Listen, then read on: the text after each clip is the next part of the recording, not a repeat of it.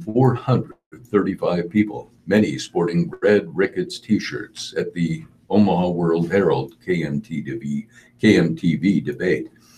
The candidates answered questions about, among other issues, Medicaid expansion, the death penalty, prisons, medical marijuana, leadership, and trade. Both took shots at the other at times, but the tone remained civil throughout. The first two questions concern the issue almost every public opinion poll shows atop Nebraskans' lists: property taxes.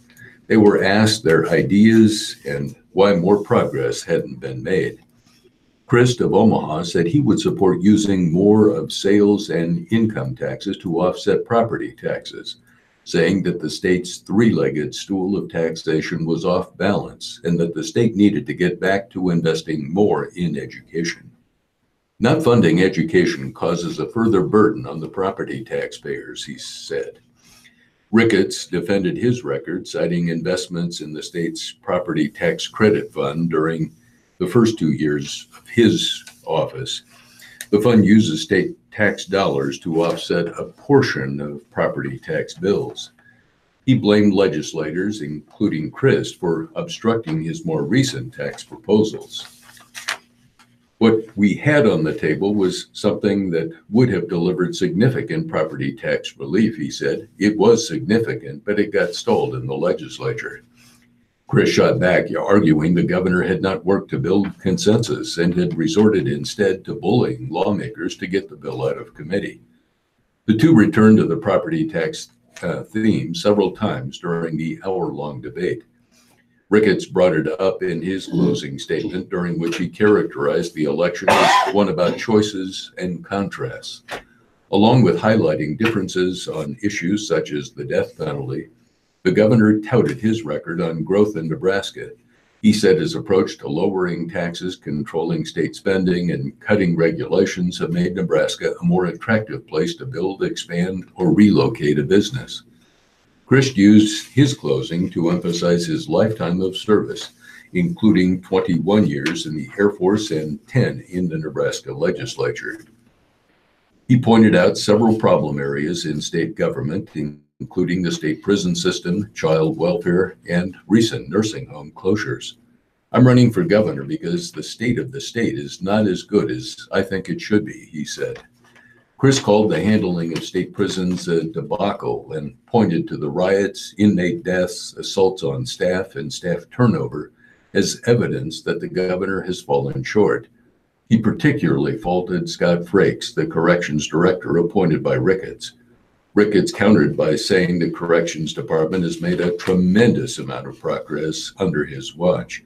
He said his administration had put more money into the agency and increased programs that have reduced assaults on staff. Christ, when it was his turn to ask a question of his opponent, asked Ricketts about his ties to a donor who some critics have say steered the sale of Cabela's from Nebraska owners to Missouri-based Bass Pro Shop. Ricketts said he had no prior knowledge of the sale and stressed efforts to lure new businesses to Sydney. He said the state moved an office of the Nebraska Department of Labor there to help Cabela's employees find work. Ricketts went back to property taxes with his question, asking Chris why Nebraskans should trust him on the issue when only one of his bills in 10 years of service addressed property taxes, and that bill would have increased them. Chris said the bill was designed to draw attention to the state's shrinking cash reserve fund. The fund stood at about $800 million in 2009, but is now down to about $300 million.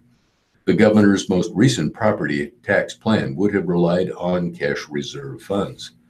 Another question probed Chris' history of changing positions on issues, including tax credit for private school tuition, the death penalty, and his party affiliation.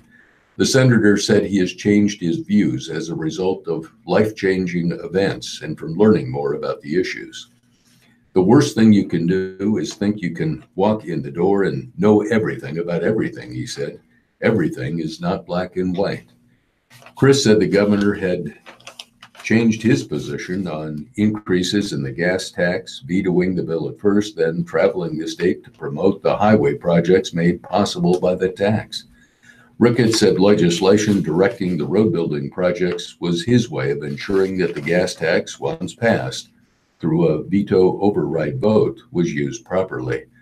The governor then fielded a question about his influence over the state's political process, including the $300,000 support of a petition to reinstate the death penalty and his donations to several legislative candidates. He said people who agree with him appreciate his support of conservative causes and candidates. He compared his donations with those of labor unions, particularly the State Education Association. The two candidates agreed on some issues. One concerned how to distribute state aid to K-12 schools. Both said they supported a baseline level of aid for all Nebraska schools, no matter how much property wealth they have. Right now, the bulk of state aid goes to schools with less property tax resources and greater student needs, leaving property tax-rich rural schools having to rely almost totally on property taxes. Ricketts and Chris said the state needed to support all schools. Following the debate, both men said they thought the debate had gone well and that they had been able to bring out their key points. County approves budget. The Lancaster County Board on Thursday unanimously approved a $191.4 million budget, including 11 new positions, paving the way for the property tax rate for the county government functions to be the same as last year. To 2018-19 budget, a 3.39% increase over the previous year, and the tax rate 26.6576 cents per $100 in valuation supports more than 24 county agencies. Those include the Sheriff's Department, the county jail, and the county engineer to maintain all roads outside of cities and villages. Earlier this week, 4 county agency directors defended the new positions during a public hearing. The 11 new positions increased the total number of county employees by about 1.2%.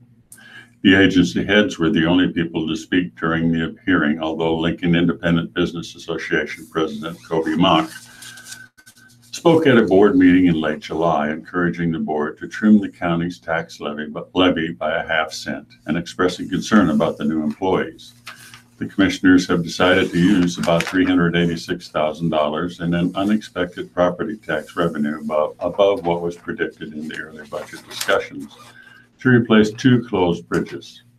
The money will be added to the county engineer's road and bridge fund to be used for replacing bridges on Princeton Road between South 134th and 148th Streets and on Northwest 112th Street between West Holdridge and West O with box culverts.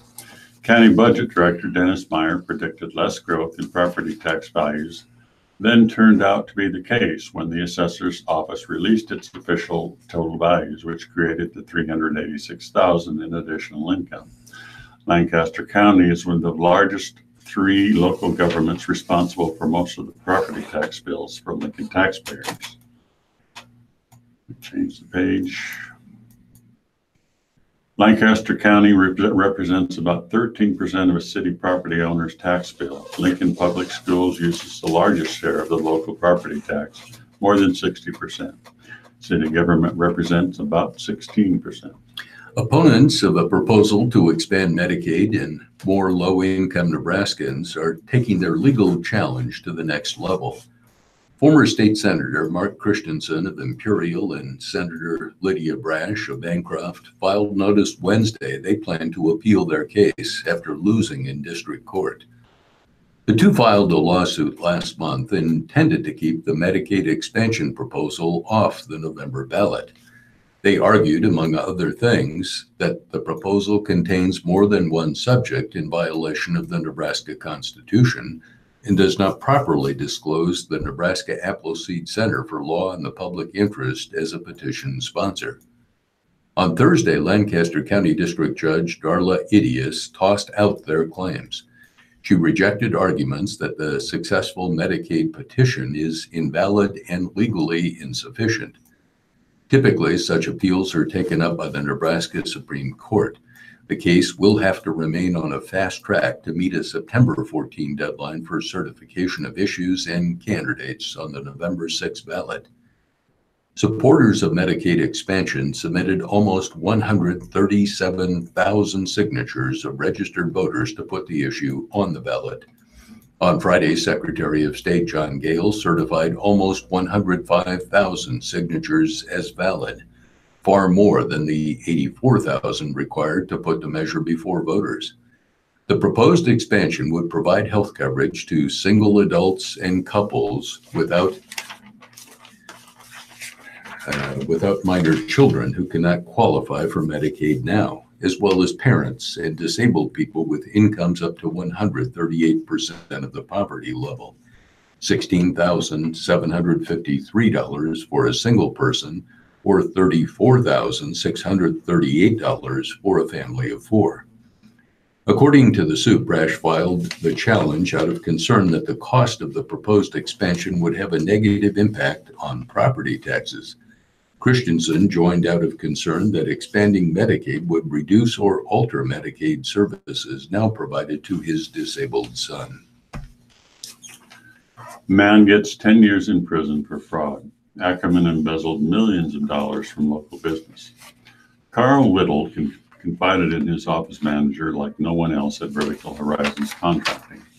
Mark Ackerman, the only employee he hired to the Lincoln business through an advertisement rather than by acquaintance, had been there for 10 of the 12 years VHC existed. The company paid for his college tuition and books, and Whittle attended Ackerman's wedding. Whittle built the family business at 500 West South Street on trust, especially since the work often involved interacting with out-of-state clients in the telecommunications, manufacturing, oil and gas, and utility industries. Until October 2017, Ackerman was the only employee who knew just where the company's finances stood, Whittle testified in federal court Thursday. He knew just how much back taxes the company owed the federal government and the strain it had put on the business operations, Whittle said in his tearful testimony. But secretly, Ackerman was boosting his paychecks and stealing hundreds of thousands of dollars from VHC, money he dumped to his own Wells Fargo bank account. All the while, Whittle couldn't understand how the new jobs his business kept acquiring didn't seem to affect the company's debt. His employees were working 6 days a week, and he asked one to go without a paycheck 3 times. The amount of stress you caused me, dude, it's unforgivable, Whittle said, looking at his former confidant from the witness stand. Ackerman stole more than $2 million from the VHC before turning himself into Lincoln Police on October 15, 2017, just as Whittle had caught on to his thefts. While his employer was struggling with debt, Ackerman spent thousands on motorcycles, boats, trailers, and RV, tractors, luxury items, and vacations, according to investigators. He bought 56 vehicles in 7 years, Whittle said. Ultimately, Ackerman pleaded guilty to 15 counts of wire fraud. In exchange, federal prosecutors agreed to not pursue money laundering charges. On Thursday, senior U.S. District Judge Richard Kopp called the Creek man's crime cold and calculated and ordered him to spend 10 years in prison, followed by 3 years on intensive supervision. Defense attorney Andrew Stratman asked Kopp for a lesser sentence, given that his client had cooperated fully since his crimes were discovered, giving a full confession to the police. Ackerman began preparing to make restitution before reaching a plea agreement and had even auctioned off some of his items to put toward the $1.9 million he is ordered to repay, the defense attorney noted. Mr. Ackerman has proven his remorse and his acceptance of responsibility by what he has done to make all the restitution within his power, Stratman said. From Lincoln, John Lauder took his latest shot at getting off death row Thursday when his lawyer attacked the constitutionality of Nebraska's capital sentencing law. Sentenced to die for the 1993 triple homicide that inspired the film Boys Don't Cry, Lauder had filed multiple unsuccessful appeals and post-conviction motions during his 22 years on death row. On Thursday, Lauder's attorney told the Nebraska Supreme Court that the state law violates the defendant's constitutional rights to a jury trial and due process because it gives judges the final say when imposing death sentences. That's a problem because the U.S. Supreme Court has said juries must decide the facts necessary for a death sentence, said Rebecca Woodman, an attorney from Lenexa, Kansas, who represents Lauder. Nebraska is the only active death penalty state without a sentencing structure that allows a jury to make the central findings of fact to impose a death sentence, she said. Nebraska's system remains constitutionally sound because juries must unanimously decide aggravating factors, which are the key elements in the sentencing phase, said James Smith, Solicitor General for the Nebraska Attorney General's Office. The judicial panel then decides if any mitigating factors exist in favor of the defendant before declaring the sentence. Finding aggravating factors is the fact that's significant, the fact that juries must decide, he said. The aggravating factors are what makes the defendant death penalty eligible. Thursday's oral arguments came just 2 weeks after Nebraska carried out its first execution in 21 years. Harry D. Moore was put to death on August 14 for the 1979 slayings of Omaha cab drivers Roel Van Ness and Maynard Hegeland. Moore's execution means Lauder takes over as the state's longest-serving death row inmate, but the state high court is unlikely to consider setting an execution date for Lauder or the 10 other men on death row before they make a decision in Thursday's appeal. The court typically takes several months after oral arguments to publish decisions, but if it should rule in Lauder's favor, that could mean the legislature would have to change the law and the death row inmates would get new sentencing trials. Much of Thursday's hearing was spent on how Nebraska should apply a 2016 U.S. Supreme Court ruling in a case called Hurst versus Florida. In that decision, the nation's high court struck down the procedure in Florida that allowed juries to make sentencing recommendations to a judge, who then decided whether to impose a death sentence. Lauder's attorney said the Hurst decision prompted Florida and Delaware to change their death penalty sentencing laws, and she argued that the Florida system was very similar to Nebraska's. Nebraska's statutory scheme is unconstitutional because it bases a death sentence not on a jury's verdict, but on judge-only findings of critical facts necessary to impose a sentence of death, Woodman said. Court of Appeals Judge Rico Bishop, who sat in for a high court judge who recused himself from the Lauder case, questioned why Nebraska's system would be deficient. She said the law requires the jury, not the judges, to decide aggravating factors, which are the key element necessary to impose death.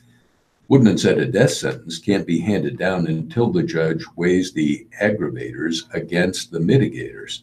A jury finding evidence of aggravating circumstances alone is not enough to impose a death sentence, she argued. She also told the court that the Hurst decision should be applied retroactively to Hurst, meaning he should get a new sentencing hearing. Smith, the state's attorney, disagreed.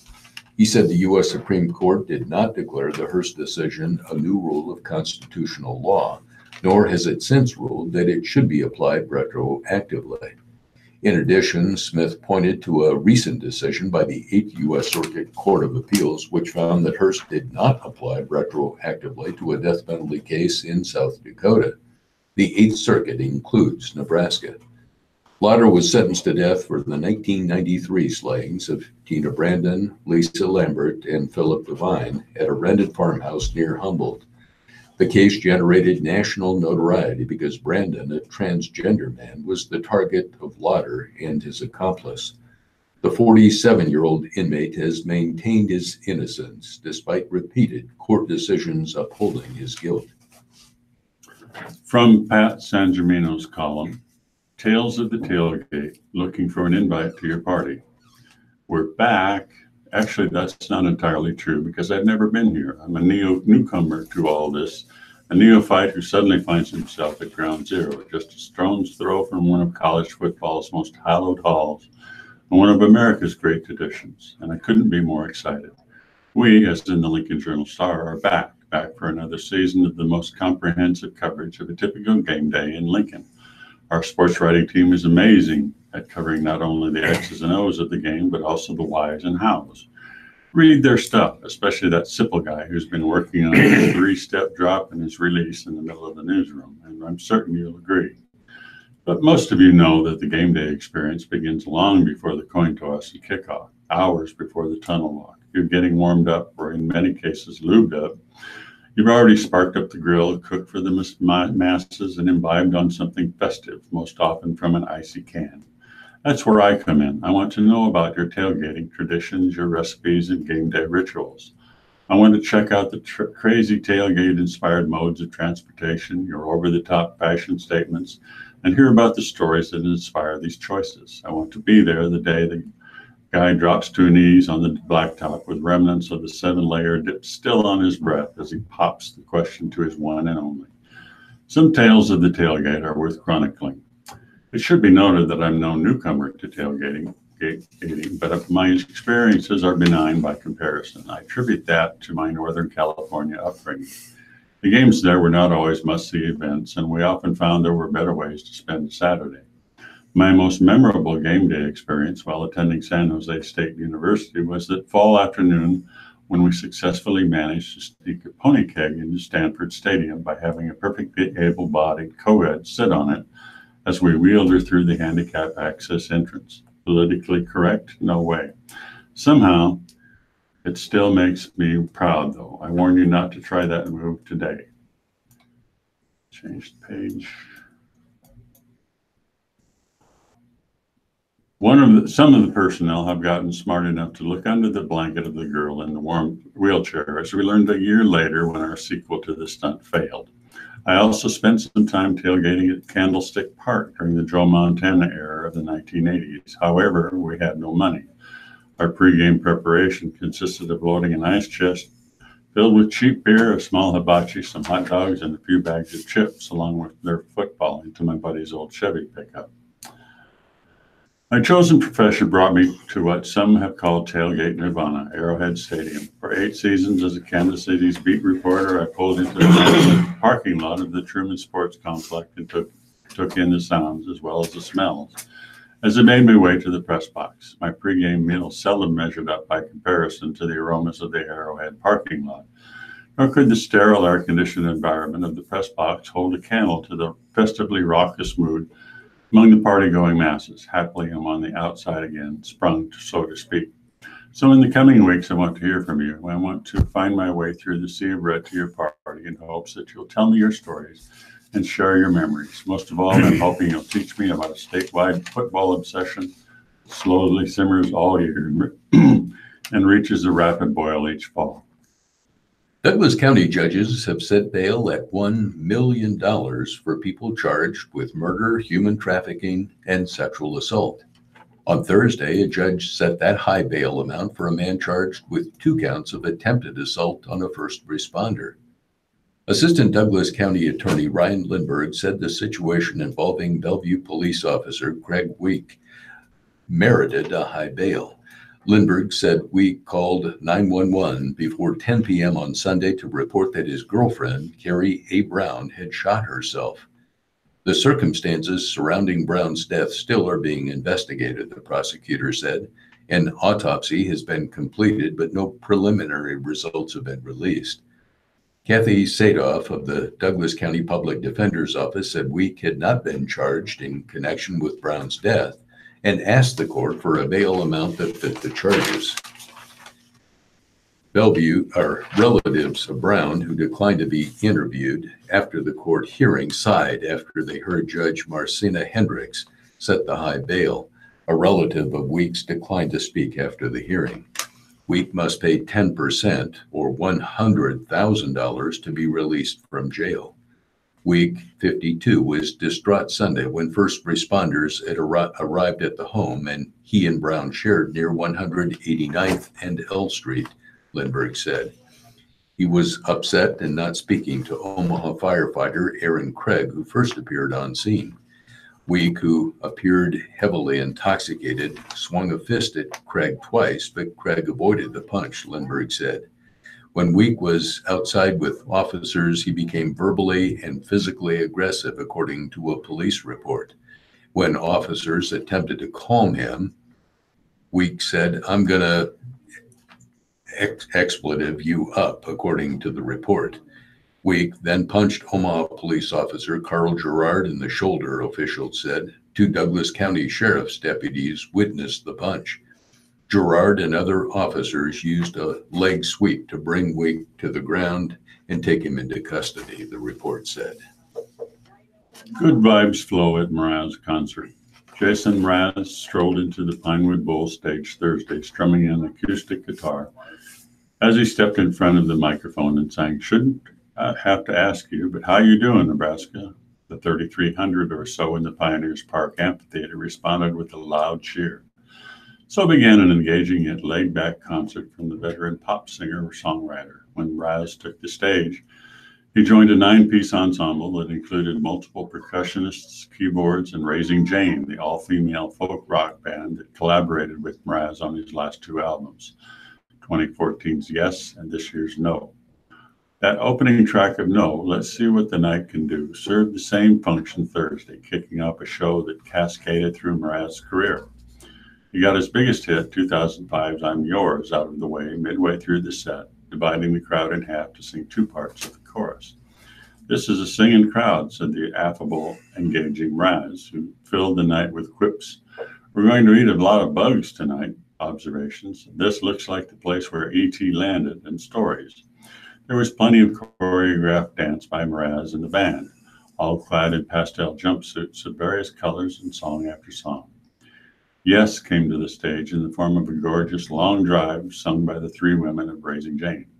That was followed by a tribute to Aretha Franklin with a pretty harmony vocal infused "I Say a Little Prayer" and "Respect." Then came a Pinewood Bowl first, a sitar solo that morphed into a duet with a percussionist that took Indian classical sounds into the stratosphere.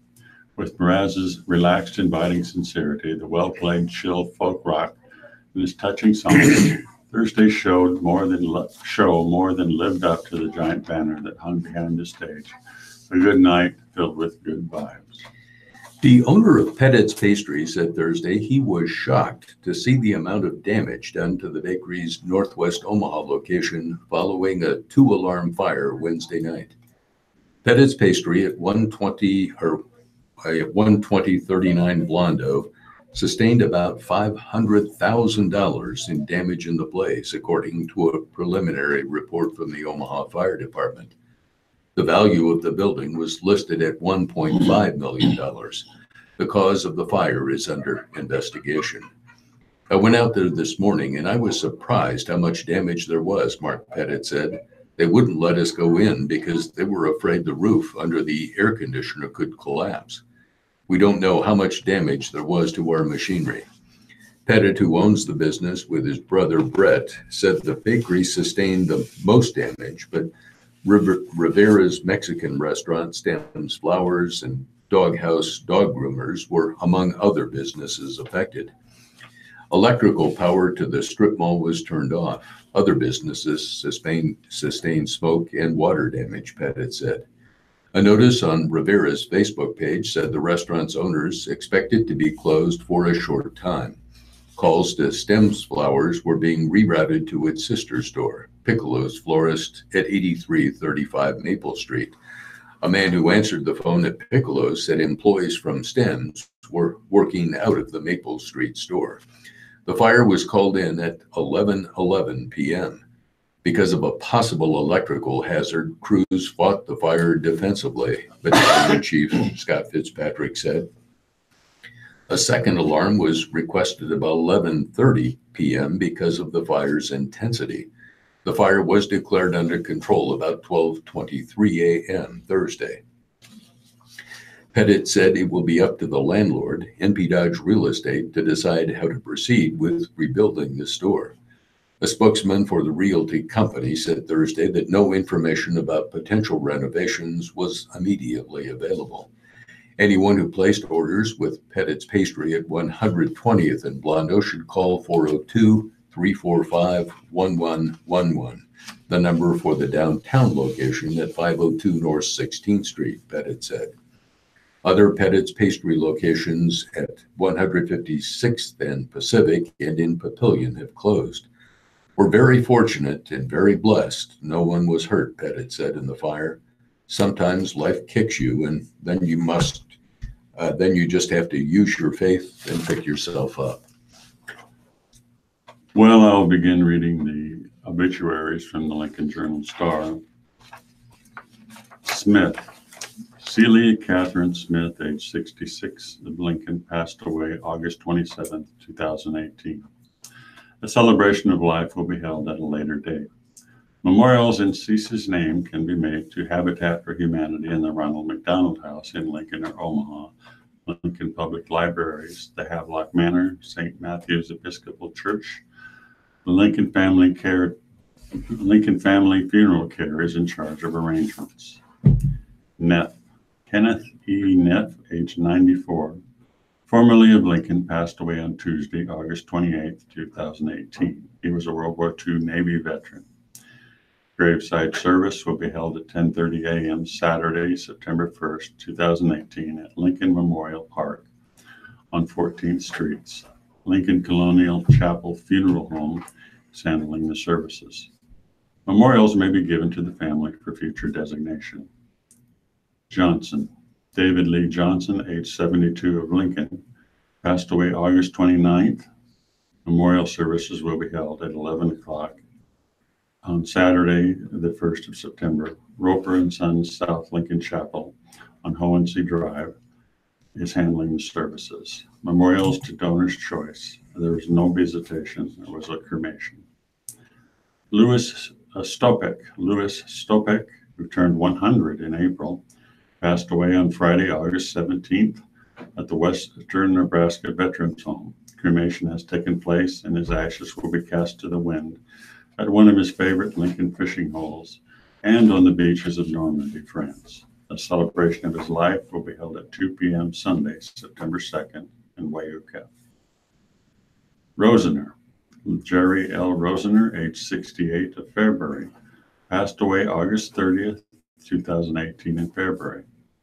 Services Tuesday, September 4th at 10:30 a.m. at the Presbyterian Church in Fairbury. Gertis Meyer Funeral Home is assisting with arrangements. And finally, Timothy James Kraft, age 66, of Lincoln, passed away August 30th. Memorial services will be held at 1 p.m. Tuesday, September 4th at the Wyuka Funeral Home in Lincoln. And these are obituaries from the Lincoln Journal-Star for Friday, the last day of August. Bacon, Lynn Lazier Bacon, was 72 when she died on August 30. Complete notice will follow. Heafy Hoffman Dwark and Cutler West Center Chapel is handling arrangements. Brown, Carrie Ann Brown, was 48 when she died on August 26. Celebration of life will be held at 10 a.m. on Tuesday, September 4th at the Forest Lawn Funeral Home at 7909 Mormon Bridge Road. Cameron, Constance E. Cameron, was 66 when she died on August 25. Heafy Hoffman Dwark and Cutler West Center Chapel is handling services.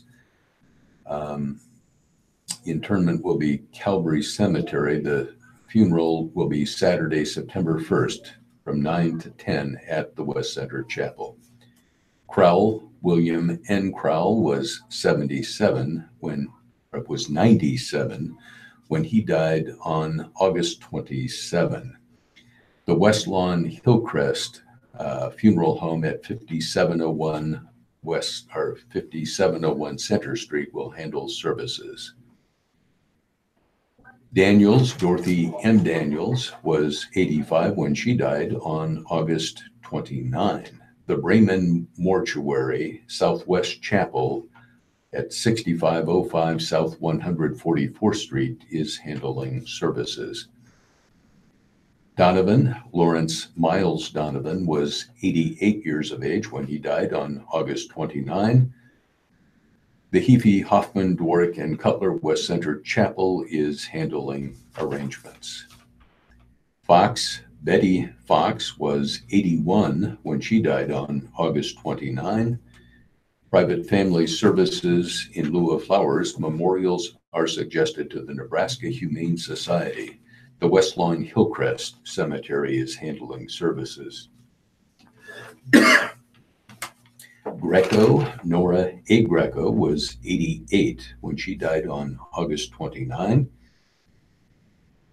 Keefe Hoffman, Dwork, and Cutler West Center Chapel is handling services. Memorials may be directed in care of the family. Gruber, Karen S. Gruber, was 45 years of age when she died on August 29. Complete notice will follow. Keefe, Hoffman, Dwork, and Cutler West Center Chapel. Hall, K. Kinsey Hall, was 91 when she died on August 25.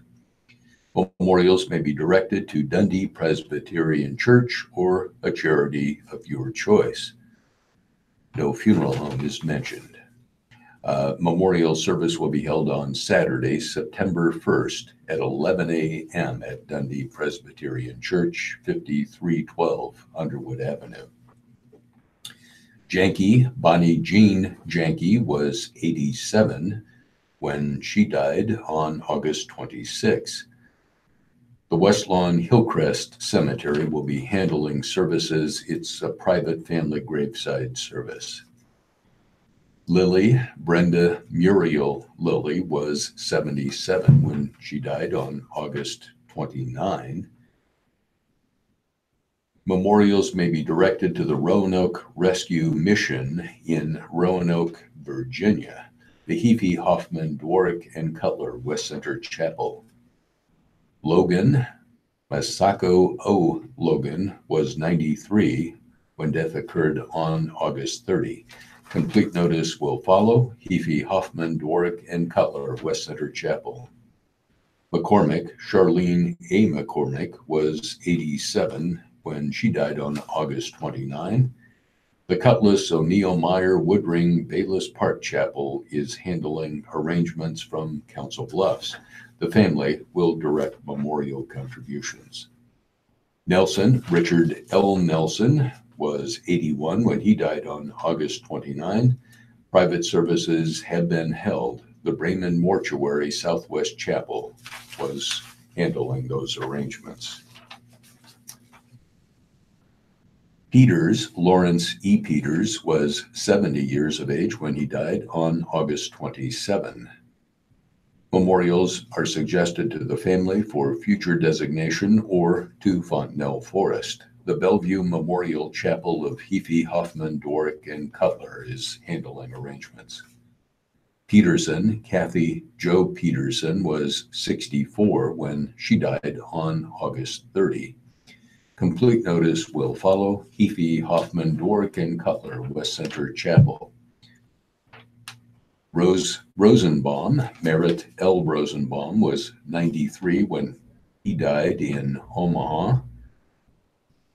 Memorial services will be held today at 11 a.m. at Saturday at 11 a.m. at Bethany Lutheran Church in Elkhorn. Memorials may be directed to Herman, Nebraska American Legion or to the Bethany Lutheran Church in Elkhorn. The Reichmuth Funeral Home at 21901 West Maple is handling arrangements.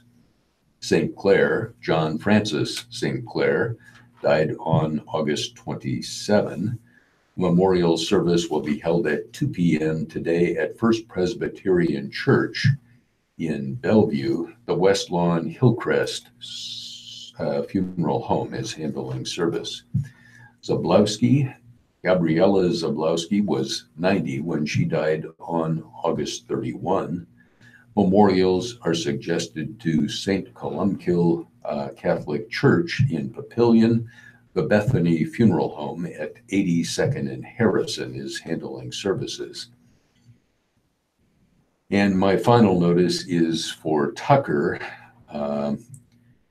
Senior Master Sergeant Glenn Austin Tucker, U.S. Air Force retired, died on August 23. He obviously was a veteran.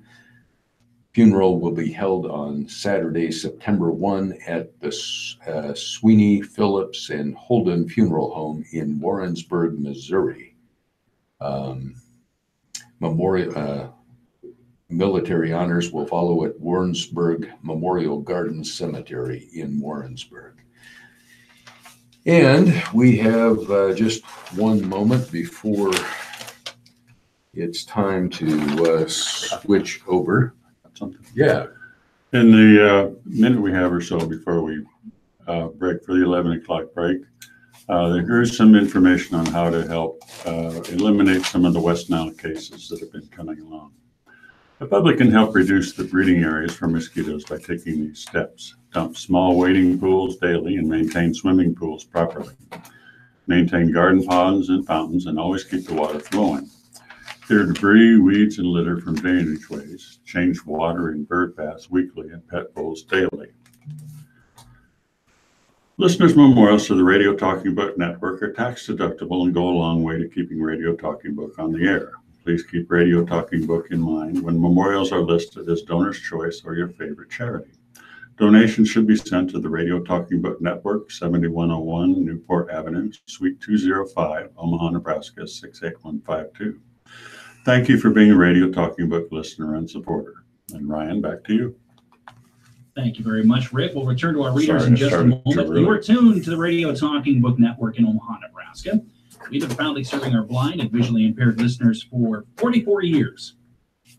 Radio Talking Book is brought to you with the cooperation of KIOS FM in Omaha and statewide through the facilities of NET, radio, and television. All right, my friends, it is time for the senior lunch menus, and here comes Jane Nielsen.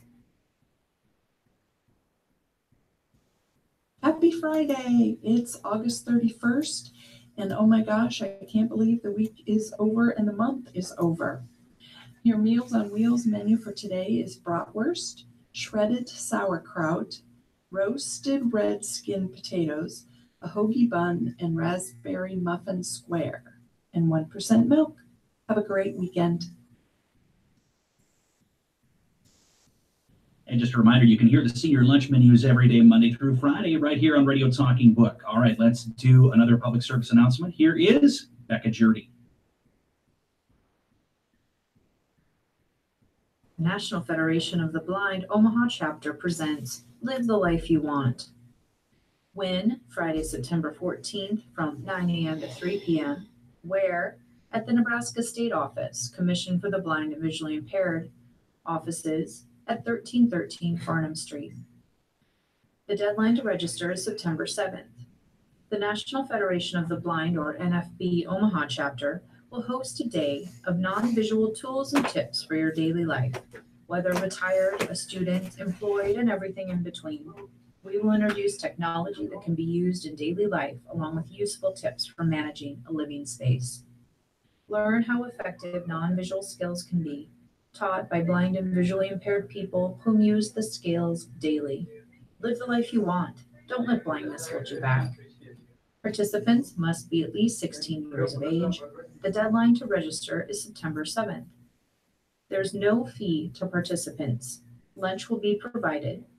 Please list on the registration form if you have food restrictions or allergies. To register, visit ne.nfb.org/tech_training. Come join us on Friday, September 14th to learn about non-visual skills and network with fellow blind Omahans. If you have questions, send an email to bkpollpeter@gmail.com. Again, that email is bkpollpeter@gmail.com. The reading of the Omaha World Herald and Lincoln Journal Star are brought to you today by WellCare Health Plans, proudly focused exclusively on providing government-sponsored managed care services through Medicaid and Medicare prescription drug plans to families, children, and seniors in Nebraska. For more about WellCare, call today at 1-888-255-2605 or visit www.wellcare.com/Nebraska. Thank you very much, Michael. Just a quick reminder before we go back to Studio A, we will be closed on Labor Day. Programming will be preempted that day. There won't be any live paper readings. So please be aware of that, ladies and gentlemen, as we go forward through this lovely Labor Day weekend. All right, with that said, let's go back to Studio A for the second hour of the live reading of the Lincoln Journal-Star Omaha World Herald. Once again, coming to the microphones, Rick Steiner and Ralph Morocco. Go ahead, gentlemen. We are here, and we'll begin with the opinion pages in each of our papers. These letters come to you from the Omaha World Herald. Amy Friedman writes, "Add me to the list of those who will greatly miss Mike Kelly's columns. He has a gift of transforming strangers into people you feel you know. His insights make Omaha seem more like a friendly small town. He has brought me to tears or laughter, sometimes in the same column. Mike's career proves that words are powerful, capable of changing hearts and minds. I've been a fan since 1976 when I returned to Omaha after college to work as a KETV reporter. Mike was supportive at a time when the newsroom was considered a man's world. I have great appreciation and admiration for men like Mike, who welcomed women into the club. Thanks for sharing your talents with Nebraskans over all these years." Michael Carnes of Wayne, Nebraska writes, "Monday was a shameful day for journalism in Nebraska, and the Omaha World Herald was front and center as one of the co-sponsors of a debate between the two candidates representing the Republican and Democratic parties. Left out of the debate was Libertarian candidate Jim Schultz, who is on the ballot for this November and should have had equal opportunity to participate in the debate.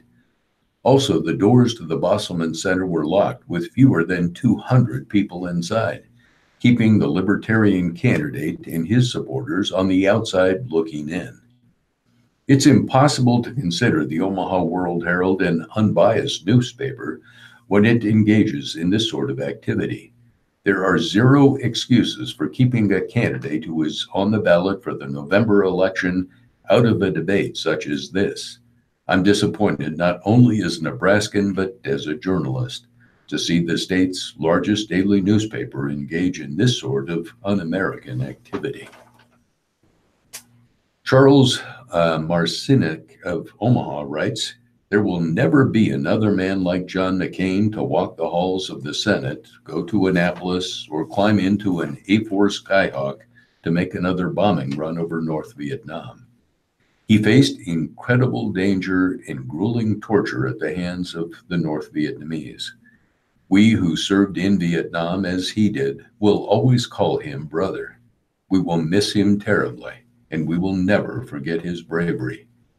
Rest in peace, John, and never forget that your Vietnam brothers love you and will always miss you." Our next letter on the same topic comes from Dr. Randall Jones from Omaha. "Yes, there is an R behind John McCain's name. However, he represents the last Republican senator or congressman who has shown the courage, diplomacy, and most importantly, country before party mantra to reach across the aisle and attempt to fix issues and do what is right for the country. Unfortunately, today that seems to be defined as independent. This decorated war hero and ex-POW served his country as an example of what the American people want in a politician, someone who puts country before his next re-election. Compare the character and, more importantly, the actions of that to the leader of the Republican Party. They are exact opposites, as would be expected from a POW compared with a draft dodger. Sadly, the GOP is obviously full of similar people as their dear leader. Unlike McCain, they have completely abrogated one of their primary responsibilities, oversight of the executive branch. For what? Their fear of a minority of voters in desire to get reelected or fulfill their self-serving agendas. This comes regardless of the cost to our democracy and to those around the world. We should only hope that with the passing of this great man, other GOP members will step up to follow in his footsteps and perform their duty to their country first. And this from the editorial writers of the Lincoln Journal-Star. School groups take great steps to turn tide of harassment. A coalition of 8 education groups in Nebraska made headlines last week by teaming up to fight back against discriminatory and harassing statements directed at students. The show of unity and cause itself are both noteworthy. The need for both action, however, is regrettable. Reports of racially tinged harassment at school sporting events in Nebraska are on the rise.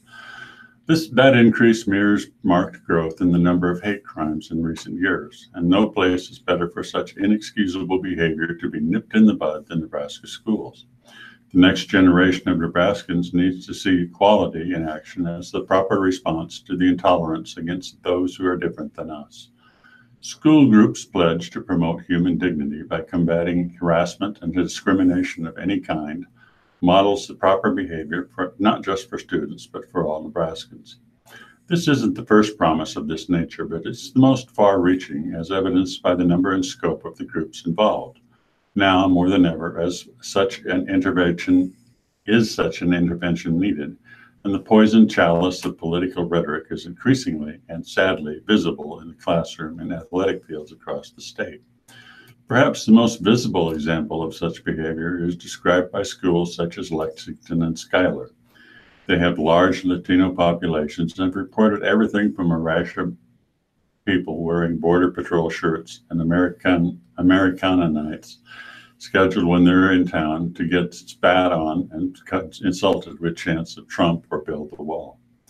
Nebraskans are better than that. No matter their country of birth, these students are Nebraskans too. We all stand beneath a flag bearing our state's motto, equality before the law. When sports becomes a vehicle for racism, the positive aspects of athletic competition are overshadowed. Tolerance knows no political party or group. Schuyler Athletic Director Jim Kasich detailed the harassment faced by Warrior athletes in a column that appeared in the Journal-Star last year. Once again, his perspective on this bears sharing on a larger platform.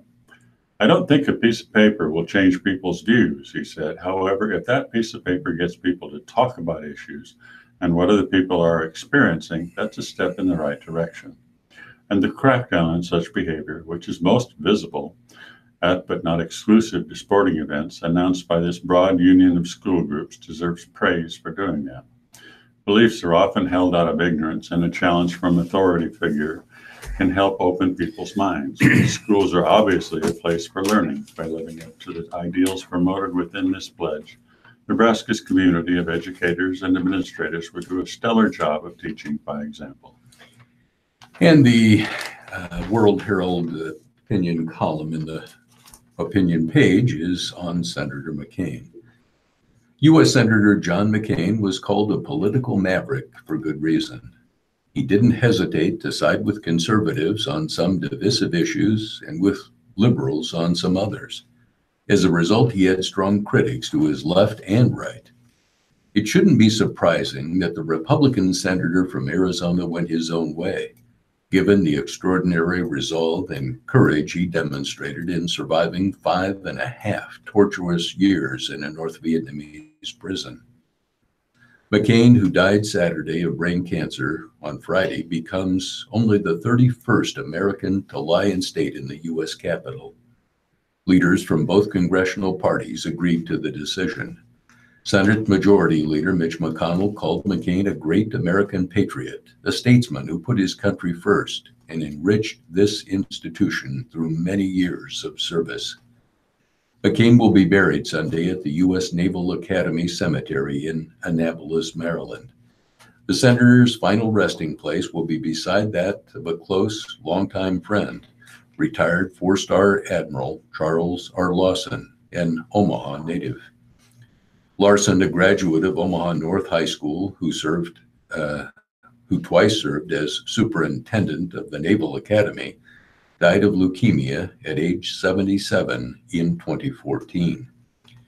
As visitors to the Capitol pay their respects to McCain on Friday, it's appropriate to salute one of his most laudable qualities, his devotion to country above party and his fervor in defending bipartisanship in national decision-making. Our country would be better off if more political leaders adopted such a responsible approach to public life. McCain's work across party lines is especially relevant in Nebraska, where our single-chamber legislature is officially nonpartisan and often requires cross-party cooperation to get things done. No question, McCain was a fierce, sometimes angry political battler.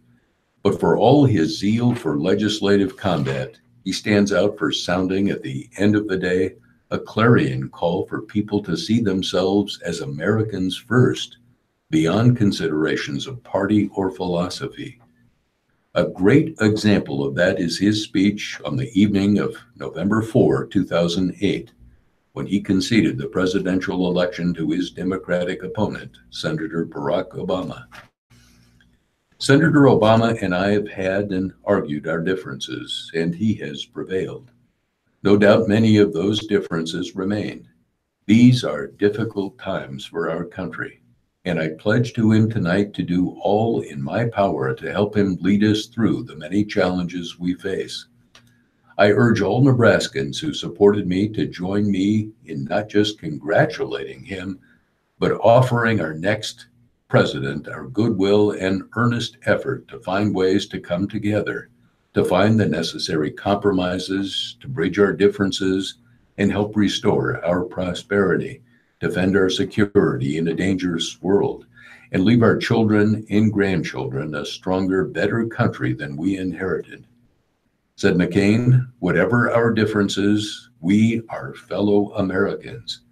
And please believe me when I say no association has ever meant more to me than that. McCain was right. Despite the political differences that flare up to divide us, we mustn't abandon our fundamental connection as Americans. In that, the senator leaves us an enduring message for our elected leaders and the American people alike. From John Crushmar's column, Labor Movement's work is never done. Every first Monday in September, the nation honors the work of everyday wage earners who built this nation. Labor Day is the only national holiday dedicated to people like you and your family. First recognized as a federal holiday in 1894, Labor Day was the idea of organized labor. Before becoming the national holiday, unions arranged Labor Day celebrations around the nation featuring parades, speeches, and picnics. At about the time the nation first celebrated the holiday, Samuel Gompers, the first president of the American Federation of Labor, was asked, "What does labor want?"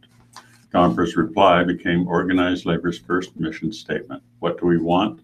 More schoolhouses and less jails, more books and less arsenals, more learning, less crime, more leisure, less greed, more justice, less revenge. In fact, more of the opportunities to cultivate our better natures. Organized labor exists to help everyday wage earners earn a fair shot at the piece of the American dream. That is just what the labor movement did. It leveled playing fields. It removed roadblocks on the path to that dream. Unions were the nation's first successful anti-poverty programs. They created the ladders that literally millions of wage earners used to climb out of poverty and into the middle class. They are the only institution in our society specifically tasked with introducing meaningful democracy into the nation's workplaces. If not for labor unions working with like-minded groups to humanize the employment relationships, children would still be working sunup to sundown. Weekends would be non-existent. Workers' compensation and unemployment would likewise be a dream. Occupational safety and health would still be in the hands of employers, and industrial deaths and diseases would be manyfold what they are today. Unions exist to address an age-old problem that Abraham Lincoln said challenged ever attaining a piece of the American dream. Lincoln believed the government has a role to play in addressing this injustice. There has never been but one question in all of civilization: how to keep the few men from saying to the many men, "You work and earn bread, and we will eat it." We can read headlines about our current booming economy, low unemployment, a rising stock market, and a growing GDP. In spite of that, Lincoln's concerns about income inequality are still challenging people's ability to attain a piece of the American dream. Senator Marco Rubio of Florida put it this way: from 1980 to 2005, over 80% of the total increase in income went to the top 1% of American earners. In the quarter century following World War II, those were valid ways to evaluate whether the economy was working in ways that promoted the general welfare of the nation. Today, the concern of both Lincoln and Rubio, income inequality, must be recognized and addressed. Some economists find its rise accompanied the decrease in rates of union density. These experts date it back to 1973, when the average non-supervisory wage earners hourly failed to keep up with the cost of living. How our economy works or fails to work is a result of public policy decisions. The public policies in place following World War II ensured that the nation's economic well-being was broadly and fairly shared. And at 20 minutes past the hour, we'll turn to some of the lighter entertaining news in each of our papers. This is dining news from the Omaha World Herald.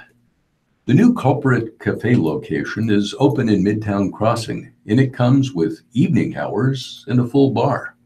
The new restaurant, which serves breakfast, lunch, and evening cocktails, is at 3201 Farnham Street in the former DeLeese location. The menu includes breakfast sandwiches and pastries, and the lunch menu a variety of sandwiches and salads, along with a rotating soup and bread selection. The evening menu includes wine and both classic and original cocktails. Hours are Monday through Thursday, 7 a.m. to 9 p.m., Friday from 7 a.m. to 11 p.m., Saturday from 8 a.m. to 11 p.m., and Sunday from 8 a.m. to 6 p.m. For more information, call 531-200-3328. Modern Love Omaha will be open in Midtown Crossing on September 21. The restaurant is now taking reservations for its new location on the corner of 31st and Farnham Streets. The current location off Saddle Creek Road at 50th Street will close September 15 in preparation for the move.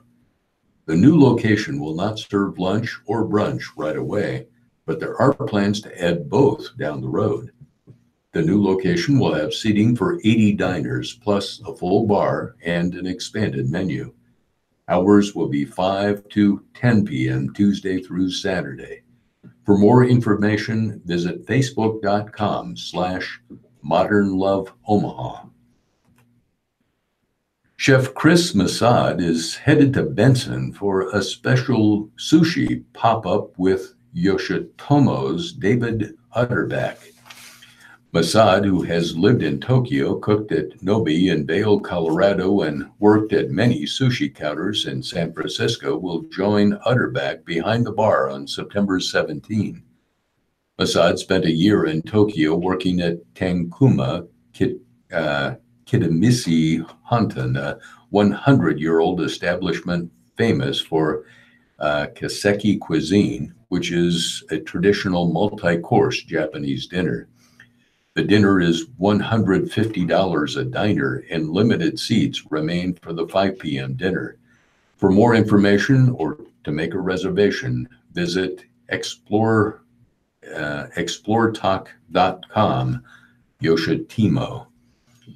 Omaha's latest location of McAllister's Deli opens Friday at 603 South 72nd. The fast casual chain serves sandwiches, salads, stuffed potatoes, and sweet tea, among other items. The first 50 guests in line Friday will receive a $50 gift card. Guests will also hear a performance by the Benson High School Band on Friday morning from 10:15 to 10:30. The new Omaha restaurant will be the second McAllister's Deli in Nebraska. Hours are 10:30 a.m. to 10 p.m. daily. For more information, call 402-403-3207 or visit facebook.com/McAllister Deli Omaha. Artists in pictures with wing paintings from Grand Island. Since the Global Angel Wings project began in Los Angeles in 2012, colorful wings have fluttered all around the world. Karen Neppel, the owner of Studio K Art Gallery, started a local version of the project, calling it Wings Across the Heartland. She has painted 9 sets of colorful wings on the outside of Grand Island buildings, most of them in the downtown area. She plans to paint 11 more by the end of the year. It is my gift to Grand Island, Neppel said. The Grand Island Independent reports that the wings are shoulder height, so people can easily take selfies with their backs against the wall, making it seem as if they have wings. That's what makes the project interactive. Many of the paintings are in LA's downtown. She hopes that people who take pictures send a tweet to the Wings Across the Heartland. Neppel has 450 pictures of people who have already done so.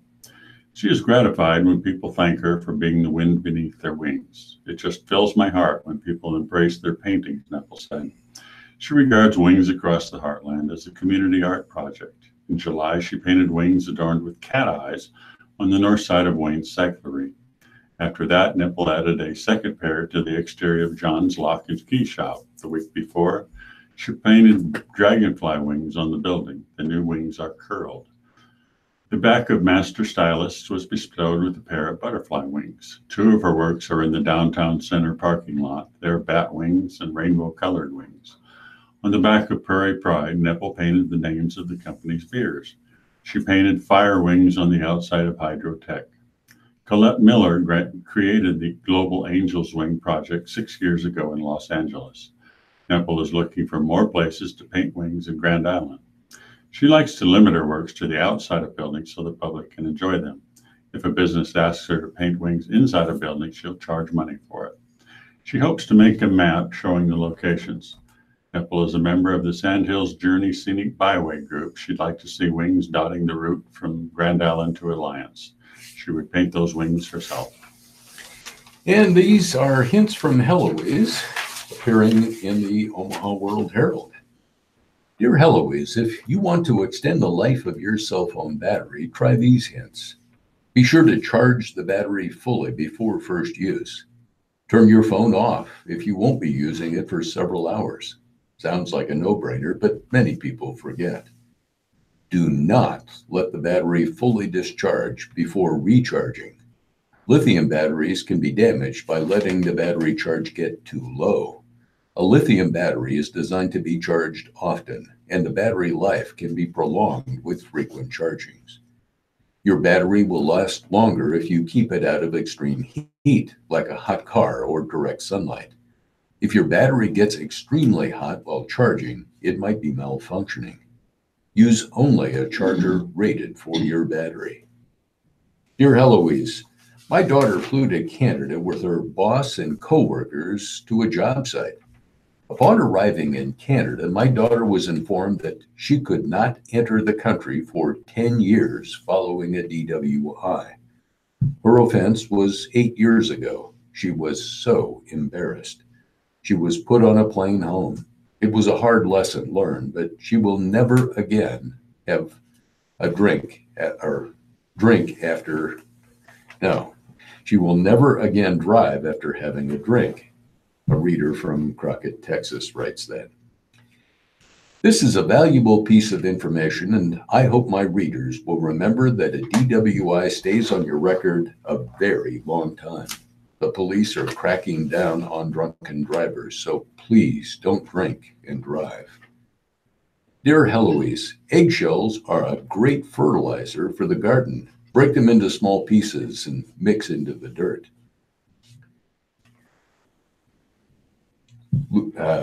That suggestion from Lucille M. in New Haven, Indiana.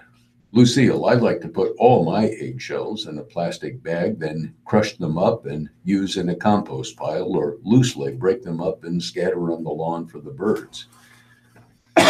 Dear Heloise, I've stumbled on a good use for mesh bags the grocery stores used to use to package produce like potatoes or onions.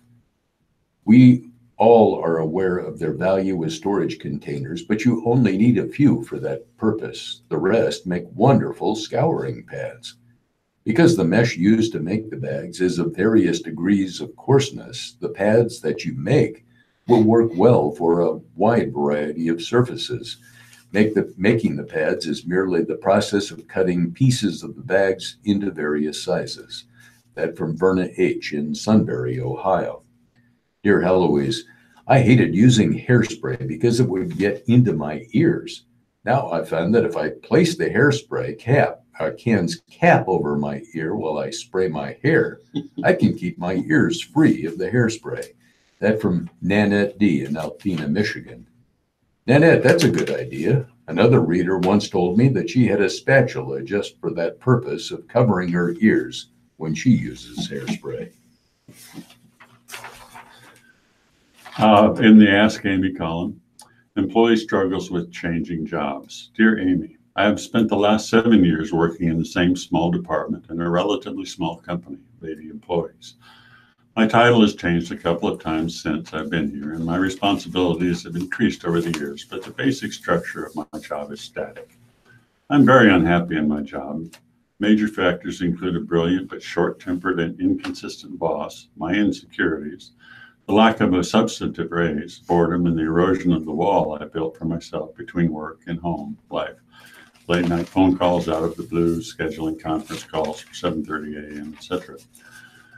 Although I stand up for myself, my protestations are never well received, and I cannot expect any support from my boss. I'm expecting a child, my third, in the spring, and I plan not to return after my maternity leave. I plan to take a year and a half to upgrade my professional qualifications and then return to the workforce where I can find a position that offers better work-life balance without too much of a pay cut. The thing is, I'm freaking out about this decision. My thoughts are all muddy. On the one hand, I feel like if I only made myself focus better, work harder, be more on the ball, I would have a greater sense of satisfaction from my work. My boss would be happier, the boredom and insecurity would go away, and I would not have to leave a job that is impressive on paper. On the other hand, I also feel that I am not treated with respect, that fault will always be found in my work rather than giving me my due, that my boss's expectations are inconsistent and unrealistic, and that I have coped with this as well as anyone possibly could. How do I sort through these conflicted feelings to arrive at some peace of mind? Signed, Worried.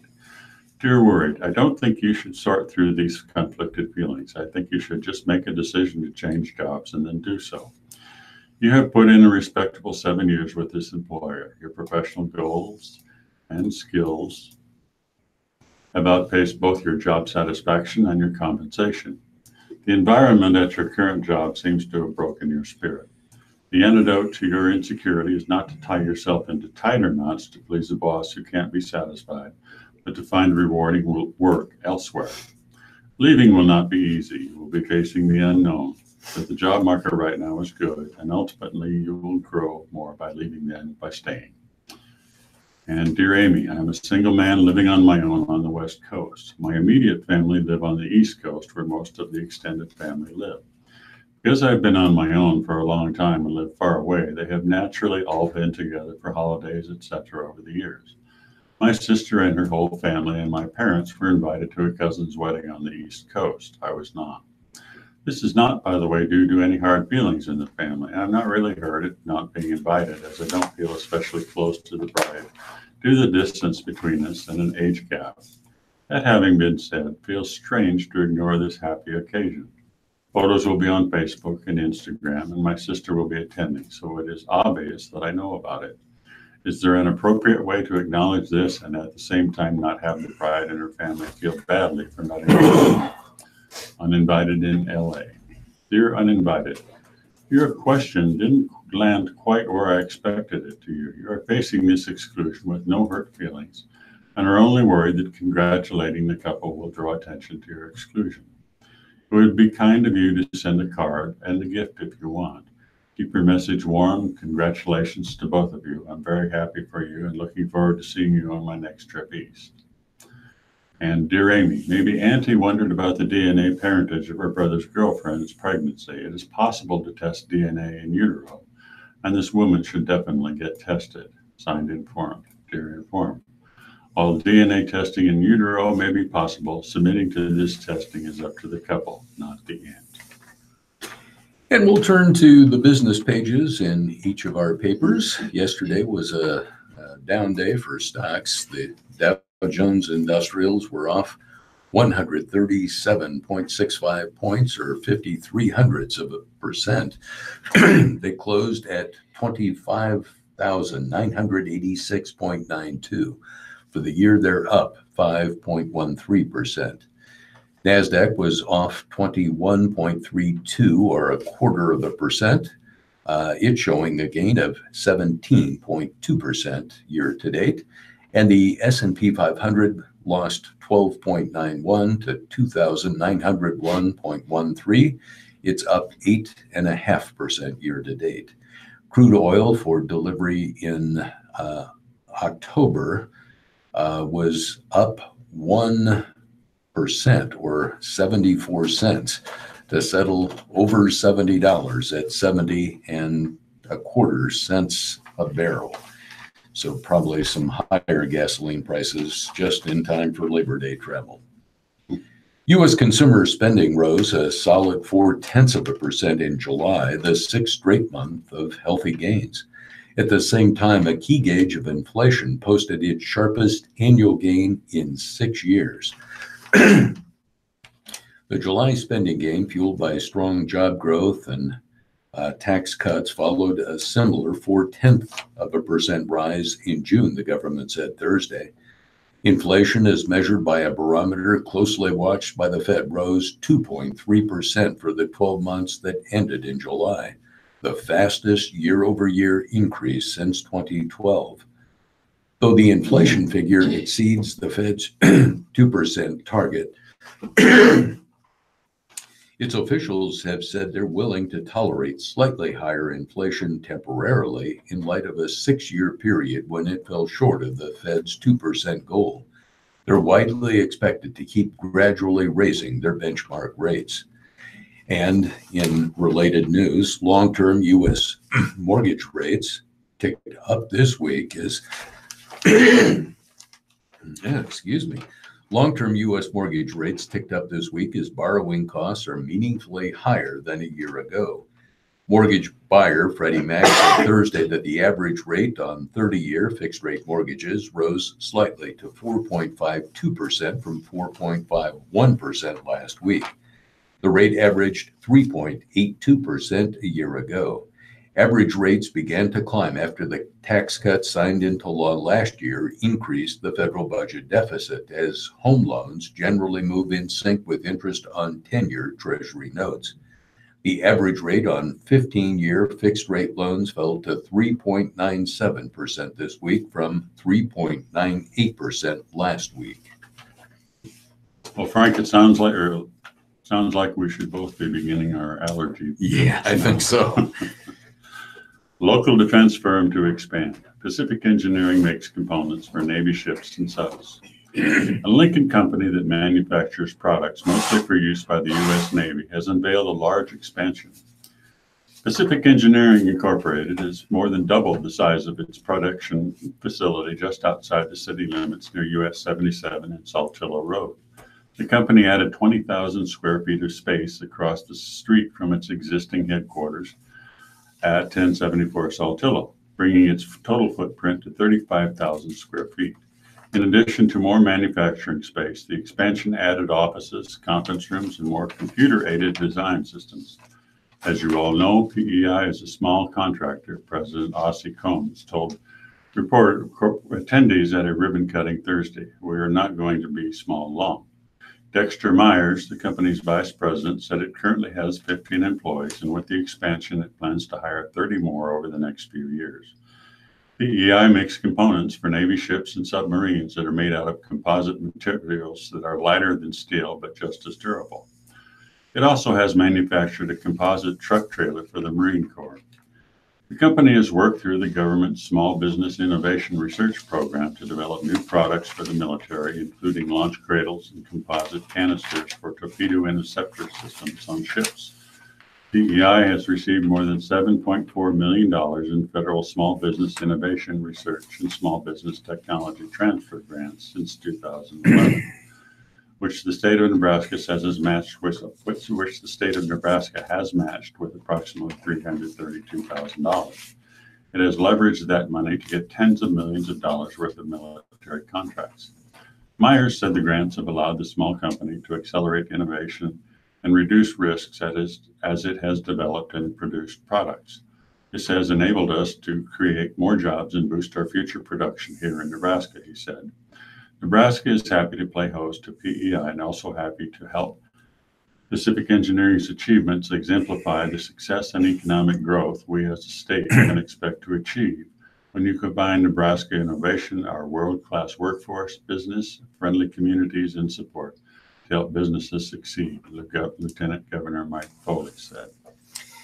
And Microsoft will begin requiring its contractors to offer their U.S. employees paid leave to care for a new child.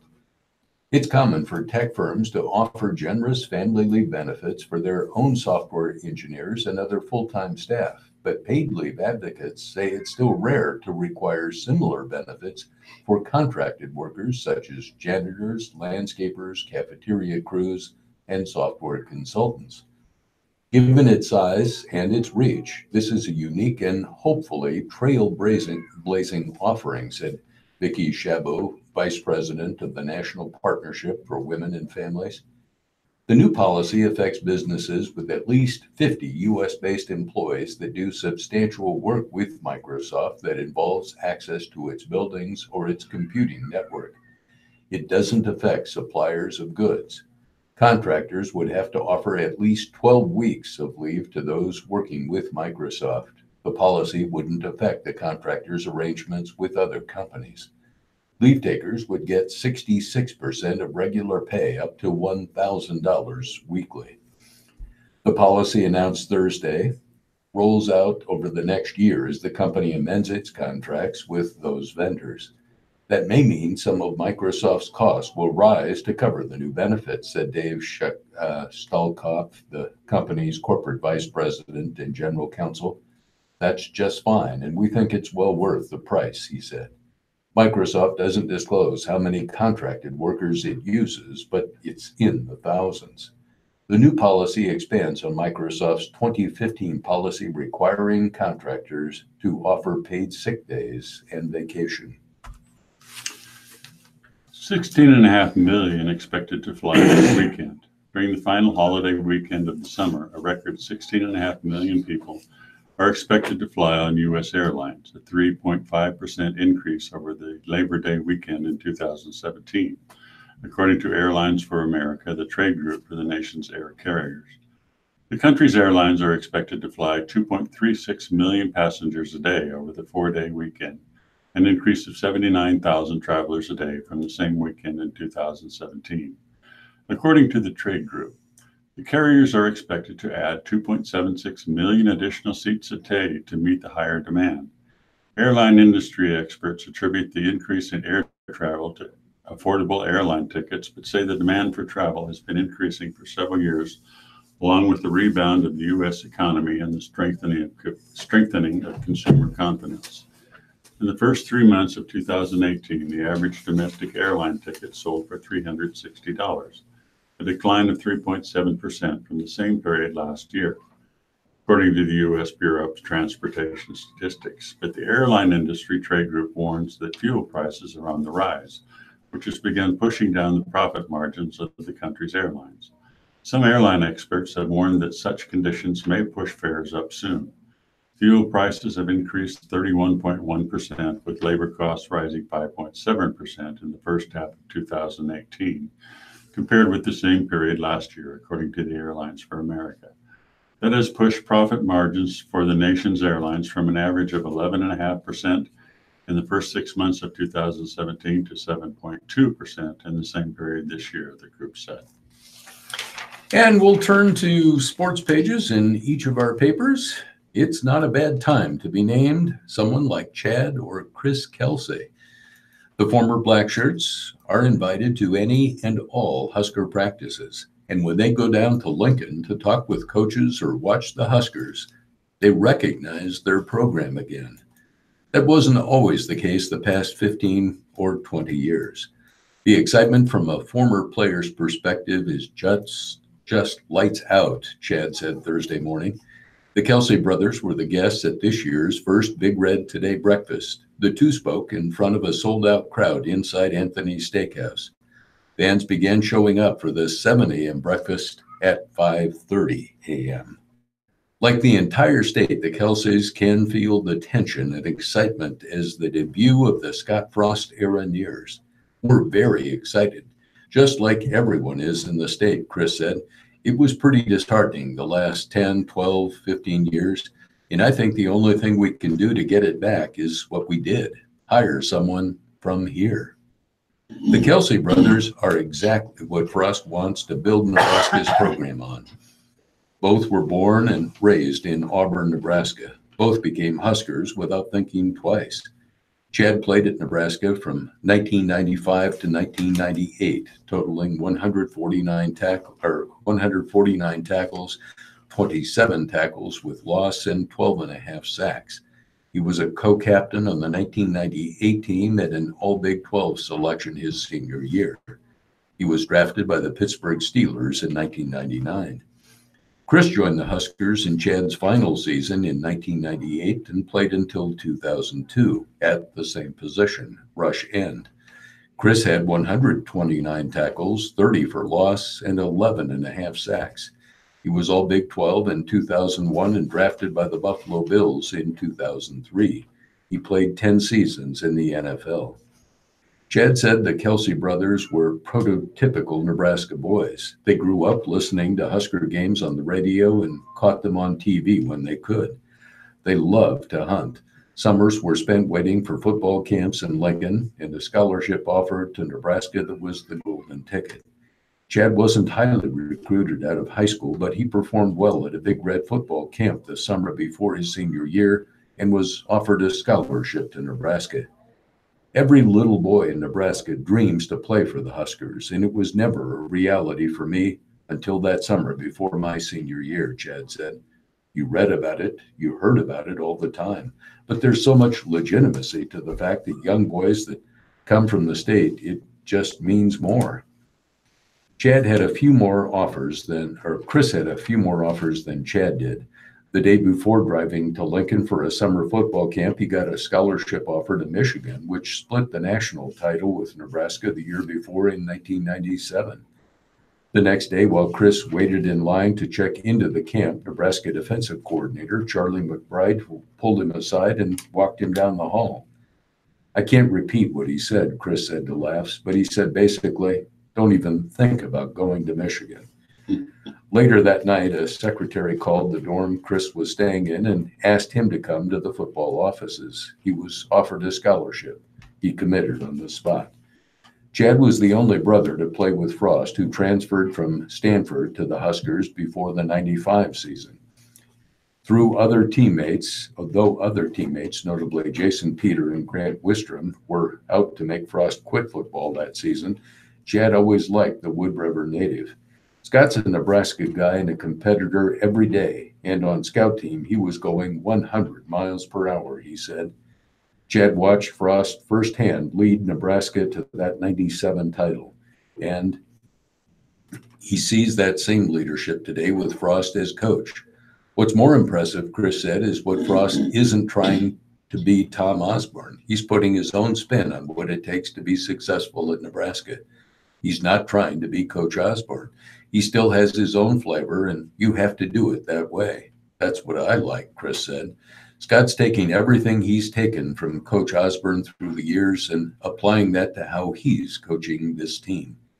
Both of the Kelsey brothers want to temper expectations for the 2018 season. Both are struggling. They see so much progress, love what the strength staff has done to the bodies of the Huskers. What they want is most to see progress, to be competitive, and to be in Memorial Stadium and remember what it felt like 20 years ago. That part they know will surely happen on Saturday.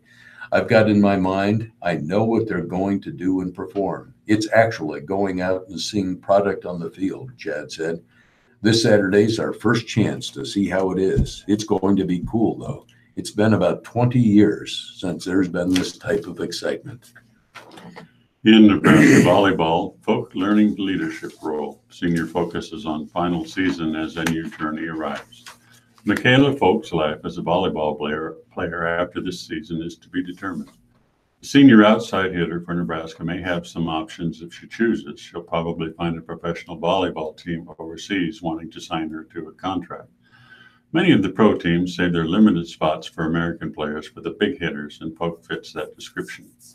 Another option may be attending graduate school. Folk is in the process of applying to veterinarian school, a lengthy process where she won't know if she's been accepted until February.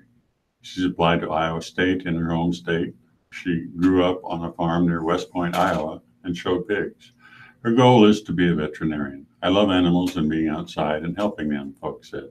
Obviously, animals don't have a voice, so just kind of being the voice for them. For now, though, Folk is focused on having a great final season. It will pan out one way or another, Folk said. I'm sure that if I really wanted to go play overseas, that I could do that. And if I get into vet school, I can do that. Otherwise, there's always big girl jobs out there, so I'm sure I could apply for one of those. Folk has a lot invested in this season and is one of the team's captains, along with senior libero Mackenzie Maloney. In each of her first 3 seasons, Nebraska has reached the NCAA Final Four, and Folk has played on 2 national championship teams. Now she's trying to learn how to lead a young team to keep the Huskers playing at a high level. It's a balancing act for a player when she's also a leader, Nebraska coach John Cook said. And that showed last week in the Huskers' first match of the season. In a loss against Florida, Folk had 11 kills, but also 7 hitting errors for a .085 hitting percentage.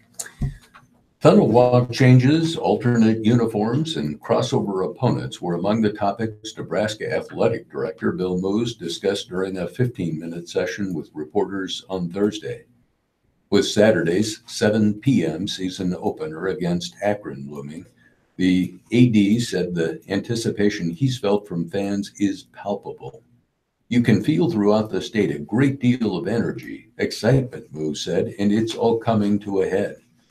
Among the highlights from the question and answer gathering, Moos said there will be changes to the tunnel walk, though he'll experience them for the first time along with fans on Saturday night. Those changes came from the football program, he said, and he embraced them. He thinks some music will be different, he added, though it's only hearsay. I think it's kind of going with our theme of honor the past, live the present, create the future, Moos said. There will be pieces of the tunnel walk that are traditional and have been part of our history through many, many years. There will be some things that might be more appealing to that 18, 19, 20-year-old player. I think it will be a tasteful congregation. Another case of blending tradition with innovation is alternate uniforms. Moos said there will be 1 or 2 home games this season when Nebraska goes with an alternate look, including November 10 against Illinois. Nebraska and Michigan became crossover partners through a random drawing the league conducted this summer, Moos said. An associate commissioner picked team names out of a box. The Huskers and Wolverines will meet each season from 2021 through at least 2025. The transition to random protected crossover games came in part thanks to Moos, who said he convinced enough of his peers that Big Ten powerhouses playing each other so often would be detrimental to the league earning spots in the college football playoff. Regarding the pair of conference road games Nebraska will play to open seasons in 2023 at Minnesota and 2025 at Illinois, Moos said it's a matter of helping accommodate the wishes of television networks. Our TV partners want us to spread the conference games out because they're the most attractive, Moos said. Everybody's going to get a little taste of that in due time. I really think that our program, by the time we get to that point, will be a veteran program that should be able to handle that. You got to play somewhere. On transfer rules, Moos said he thinks the changes aren't over yet, but he said there should be a consequence of sitting out a year for transfers to prevent a free agent frenzy that resembles pro sports. Moose said the level of commitment to being on the selection committee for the college football playoff is greater than he thought a few years ago. But with all of his 5 children out of the house, he said he'd be up for the challenge. I wouldn't mind being on it now, Moose said. Print that, please. College football at a glance. Gophers cruise at home. True freshman walk-on Zach Annigstad threw 2 touchdown passes to Tyler Johnson in his debut.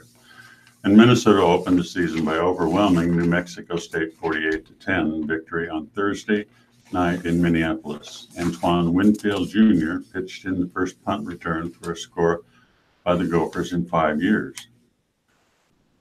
A 76-yard zigzag through Aggie's coverage unit that missed 6 tackles during the play. Winfield's was the third of 4 straight touchdowns for Minnesota in the second quarter.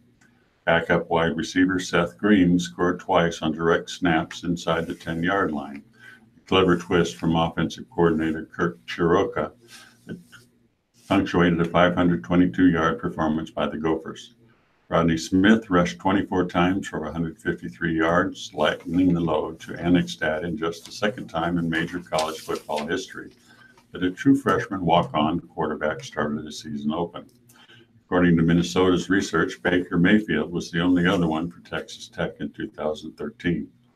The last true freshman quarterback to start a season for the Gophers was Tim Salem in 1980.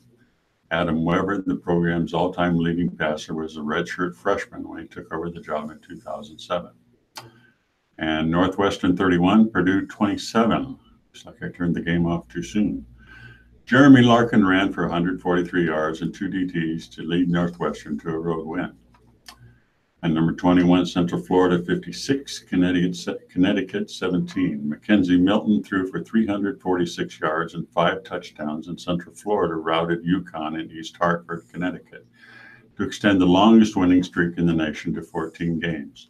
The reigning American Athletic Conference Offensive Player of the Year completed 24 of 32 passes and ran for another 50 yards. Sophomore receiver Trey Nixon, a transfer from Mississippi, caught passes, scoring on plays of 34 and 11 yards. In NFL preseason games, Cincinnati beat Detroit 35-17. Miami beat Atlanta 34-7. Philadelphia edged New York Jets 10-9. It was New England over the New York Giants 17-12. Indianapolis edged Cincinnati 27-26. Baltimore beat Washington 30-20. Jacksonville over Tampa Bay 25-10. Pittsburgh beat Carolina 39-24. New Orleans blanked the Los Angeles Rams 28-0. And Minnesota beat Tennessee 13-3. Houston over Dallas 14-6. Kansas City won over Green Bay 33-21. And Denver at Arizona and Chargers at San Francisco were late, so I don't have scores in those games. In Major League Baseball, in the American League, it was the Indians edging the Twins 5-3. Tigers squeaked by the Yankees 8-7. The Angels beat the Astros 5-2. The White Sox beat the Red Sox beat the White Sox 9-4. In the National League, it was the Brewers edging the Reds 2-1 in 11 innings. The Cardinals blanked the Pirates 5-0, and the Cubs edged the Braves 5-4. From the U.S. Open, umpires court visit scrutinized. Nick Kyrgios was losing big at the U.S. Open on Thursday and barely even trying. Didn't move while so-so serves flew by for aces, casually put ground strokes into the net, double faulted without caring. The crowd began booing. The chair umpire, Mohamed Lahira, decided to intervene. In an unusual sight for Grand Slam tennis's, I guess it is pronounced Liana, clambered down out of his seat during a break between games, stood with hands on knees, and spoke with the 30th seeded Kyrgios, saying, among other things, I want to help you. It all seemed like impromptu intervention for the mercurial Kyrgios right out there on court 17 at Flushing Meadows, and it raised questions about whether Latiana overstepped his duties as someone who's primarily there to keep score and keep order. Kyrgios went from trailing by a set and a break at the time to wresting control of the match, setting up a third round showdown against Roger Federer by coming back to beat Pierre Hughes Herbert 4-6, 7-6, 6-3, and 6-0. This is not his job, Herbert said, adding that he thinks Lahiana should be sanctioned in some way. I don't think he's a coach, he's an umpire, and he should stay on his chair for that. The U.S. Open's referee and chief umpire were reviewing what happened, as was the Grand Slam board. Chair umpires were never made available to the media. But tournament referee Brian Early said Lahiana explained that he left his purse to make sure he could communicate effectively with Kyrgios in the noisy arena. Well, it is 12 o'clock, and that is the end of the show. This is Rick Miner. Have a good holiday weekend. And I'm Ralph Morocco. It's been my pleasure to read for you. Hope you enjoy this weekend. Thank you very much, Ralph Morocco and Rick Miner, for doing another bang-up job in the Well, have a good weekend. Yeah. Star for us Hope you do too. Good to see you loose. Yeah, I'm just on my way to therapy. Okay. So I've got like 6 Monday, or 7 Labor weeks Day, of therapy observance of the left. holiday, and we'll also be You heard celebrating me Wednesday.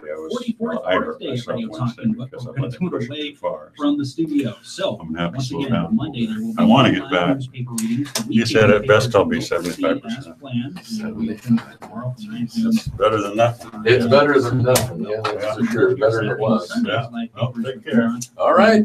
We will preempt almost all of our regular programming on Monday, so please be aware of that.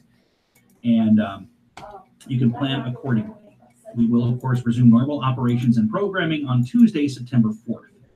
This is the Radio Talking Book Network in Omaha, Nebraska. We've been proudly serving our blind and visually impaired listeners for 44 years. Radio Talking Book is brought to you with the cooperation of KIOS FM in Omaha and statewide through the facilities of NET Radio and Television. Just a reminder, if you missed any portion of today's broadcast, you can catch the repeat tonight at 6 p.m. You can also download our podcasts of the daily reading of the Journal Star, Omaha World Herald newspapers. You can find them on our website. Go to www.rtbs.org. You can also find the podcasts on iTunes. Just search for Radio Talking Book Service, and we will appear. All right, my friends, we have a community conversation with Jay Nielsen coming up in just a few minutes. But first, here comes Betty Deep with a community calendar next on Radio Talking Book. Please stay tuned.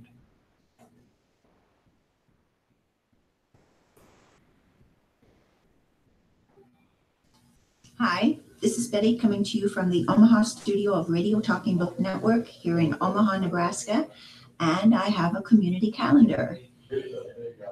We're going to start with something that appeared in the Bellevue Leader.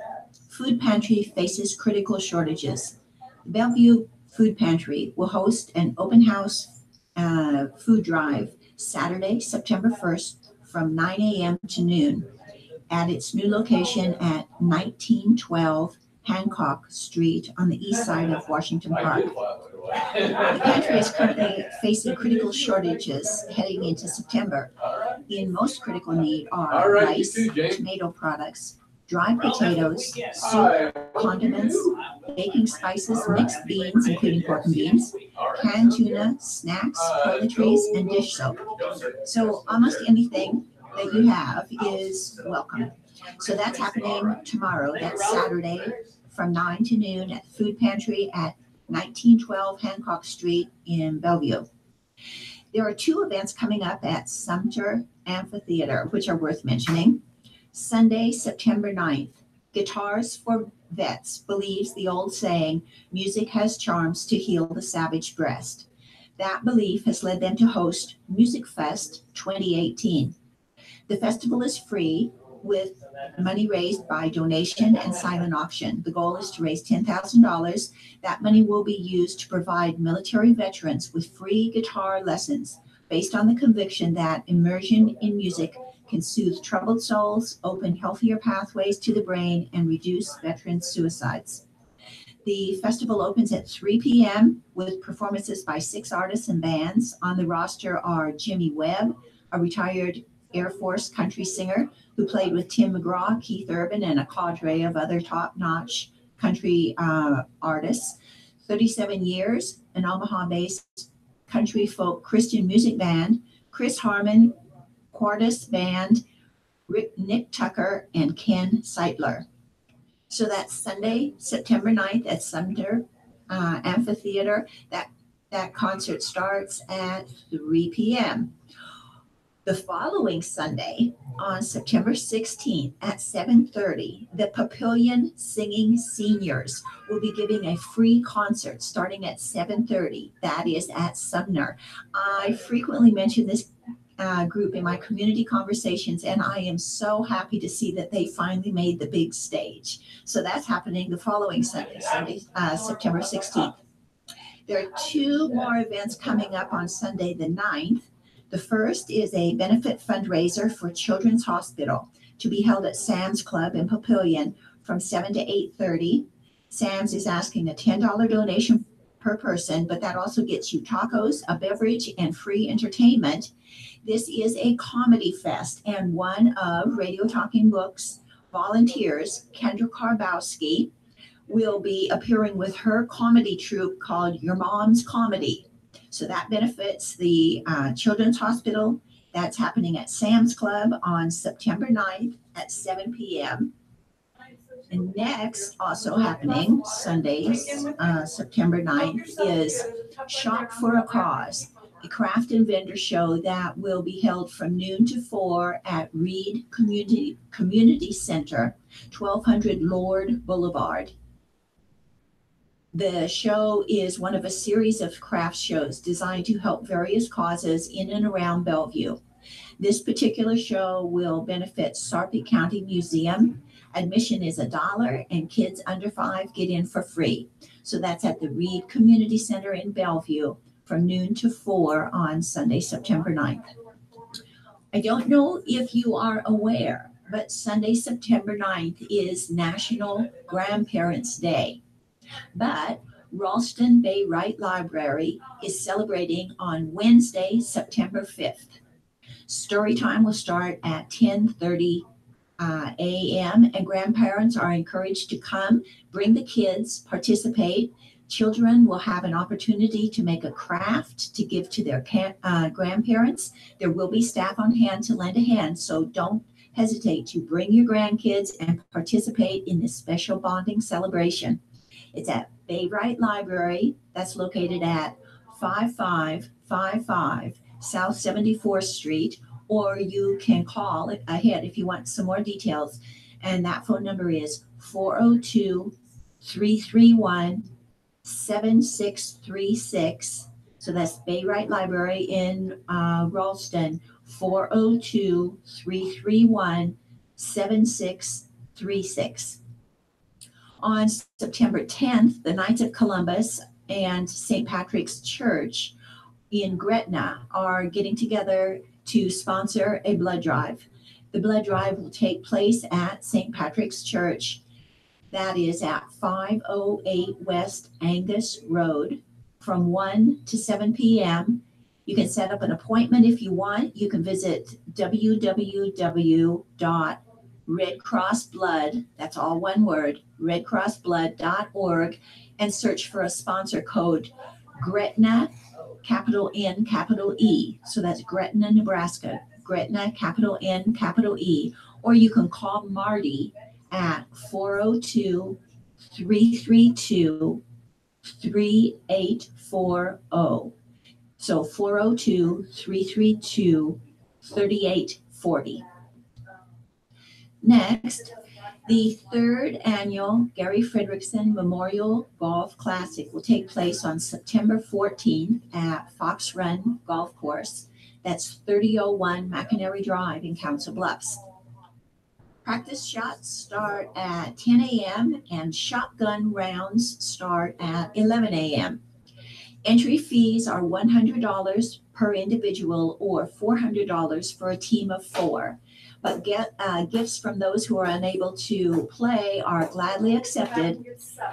This golf classic is sponsored by Connections Area Agency on Aging. The You can sit there. Okay. funds Who is go one to in here? Meals on Wheels. This Oh, is they for must home have been- delivered we meals have, throughout the 20 we have a county service volunteer area. that Online registration puts is the available live at readings down on YouTube. www.connectionsaaa.org.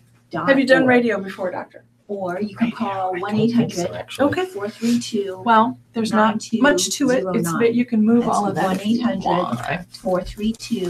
432-9209. So if you It's very love casual. golf It's just, will and just are be a somewhat good at conversation between Okay. you and I. would consider And you can sponsoring adjust a the team microphone. for the Connection It should be like Area 3 to 5 Agency inches from your on mouth. Aging to help benefit Meals on Wheels. You can pull it forward It's if you want. So you want to get comfortable and then just Sure, move it. sit for a Yeah. while. So, Okay. yeah.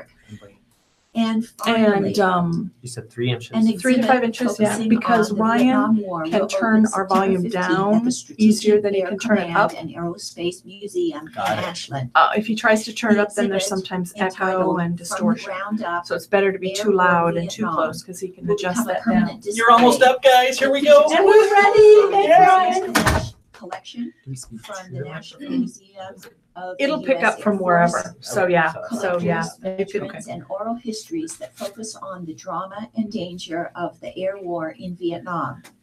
The event begins at 10 So, a.m. on Saturday, just Dr. 15th, Omar Rahman. with Yep. a presentation by retired Army Lieutenant Jeff Flagg, a And I'll decorated ask, you know, 5-year a veteran little bit of about the your US personal Army life, Yeah. whatever you'd like to infantry share, and then combat we'll talk tours about in Vietnam. what you do, and then based on what Because you that say, actually ties into how I got into And genetics. and that's reservations are not perfect. That's required. perfect. This And then museum, based on what as you probably say, all know, I'll is located add some at questions, follow-up questions, that kind of thing, and it's just a 28210. conversation. That's 28210 So- West Park Highway. And I in would get you a Ashland. copy of it That's if at you'd like. exit I'd love it. Okay. 426 Do you use off I-80, Dropbox? just west I have, of the yes. Platte Okay, River. we'll just send it to you by an MP3 file to you. That is Perfect. all the wrap time it up. Ryan gives Ryan will me. introduce us. You so- guys have a wonderful weekend. Hopefully some of these things appeal to you and you get out and enjoy yourself. All right, this is Betty signing off from Omaha studio of Radio Talking Book Network here in Omaha, Nebraska. Have a great weekend. Thank you very much, Betty Deep, for another wonderful community calendar for us. It's supposed to be a little bit rainy this weekend, but don't let that keep you indoors on Labor Day. It's time now for another community conversation, so let's switch over to Studio A and say hello to Jane Nielsen. Hi, Jane. Hi, Ryan. Thank you very much for that introduction. And I'd like to remind our listeners that we are closed on Monday for Labor Day. And Monday is actually the anniversary of Radio Talking Book Service. We will be 44 years old on Monday, but we'll be closed. So there will be nobody here to celebrate. We're going to celebrate on Tuesday. Welcome to our listeners for today's community conversation. We're very excited to have you out there. And I have a very special guest in studio today. His name is Dr. Omar Rahman, very nice young man. I was pleased to meet this morning for the very first time. And he is with the Monroe Meyer Institute, which is at the University of Nebraska Med Center. I don't know a lot about it. I've looked at the website, so I'm excited to hear more information about it. And we will hear more about that later. But first off, I'd like to welcome Dr. Rahman. Thank you very much for coming in. Thank you for having me. I appreciate it very much. And the first thing I like to do is envision that we are in our listeners' living rooms and we're a guest in their living room. And so if you wouldn't mind sharing a little bit about yourself, and then it'll just be as if you're sitting in their living room, having a cup of coffee or tea or whatever. Sure. So my family originally is from Iraq. My mother actually was kind of a bit of a trailblazer, and I like to think that I followed in her footsteps a little bit, but she grew up in a small village called Fallujah that some people may know. Yes, we've heard of Fallujah. Yep. But when she was growing up, they did not have high school for women. They could only go up through the 9th grade. And so she and a couple of her other friends who were also female wanted to complete their education. And so they petitioned the principal of the school to allow them to attend the boys' school in high school so that they could complete their degrees. And he made it very difficult for them. He made it very strict. They were not to ask any questions. They were to come in completely covered, come in when class starts, leave immediately when class was over. But they persisted for those 3 years and graduated high school. And she was fortunate enough and worked hard enough to get into medical school at the University of Baghdad, where she then moved her family so that they could do that. How many girls were in that high school class then with your mom? Just the 3. Just 3. Oh my goodness. Wow. Yeah, she's a tough cookie. She's a very impressive person. So she moved to Baghdad and did her medical school there. And at the same time, met my father, who was in engineering school.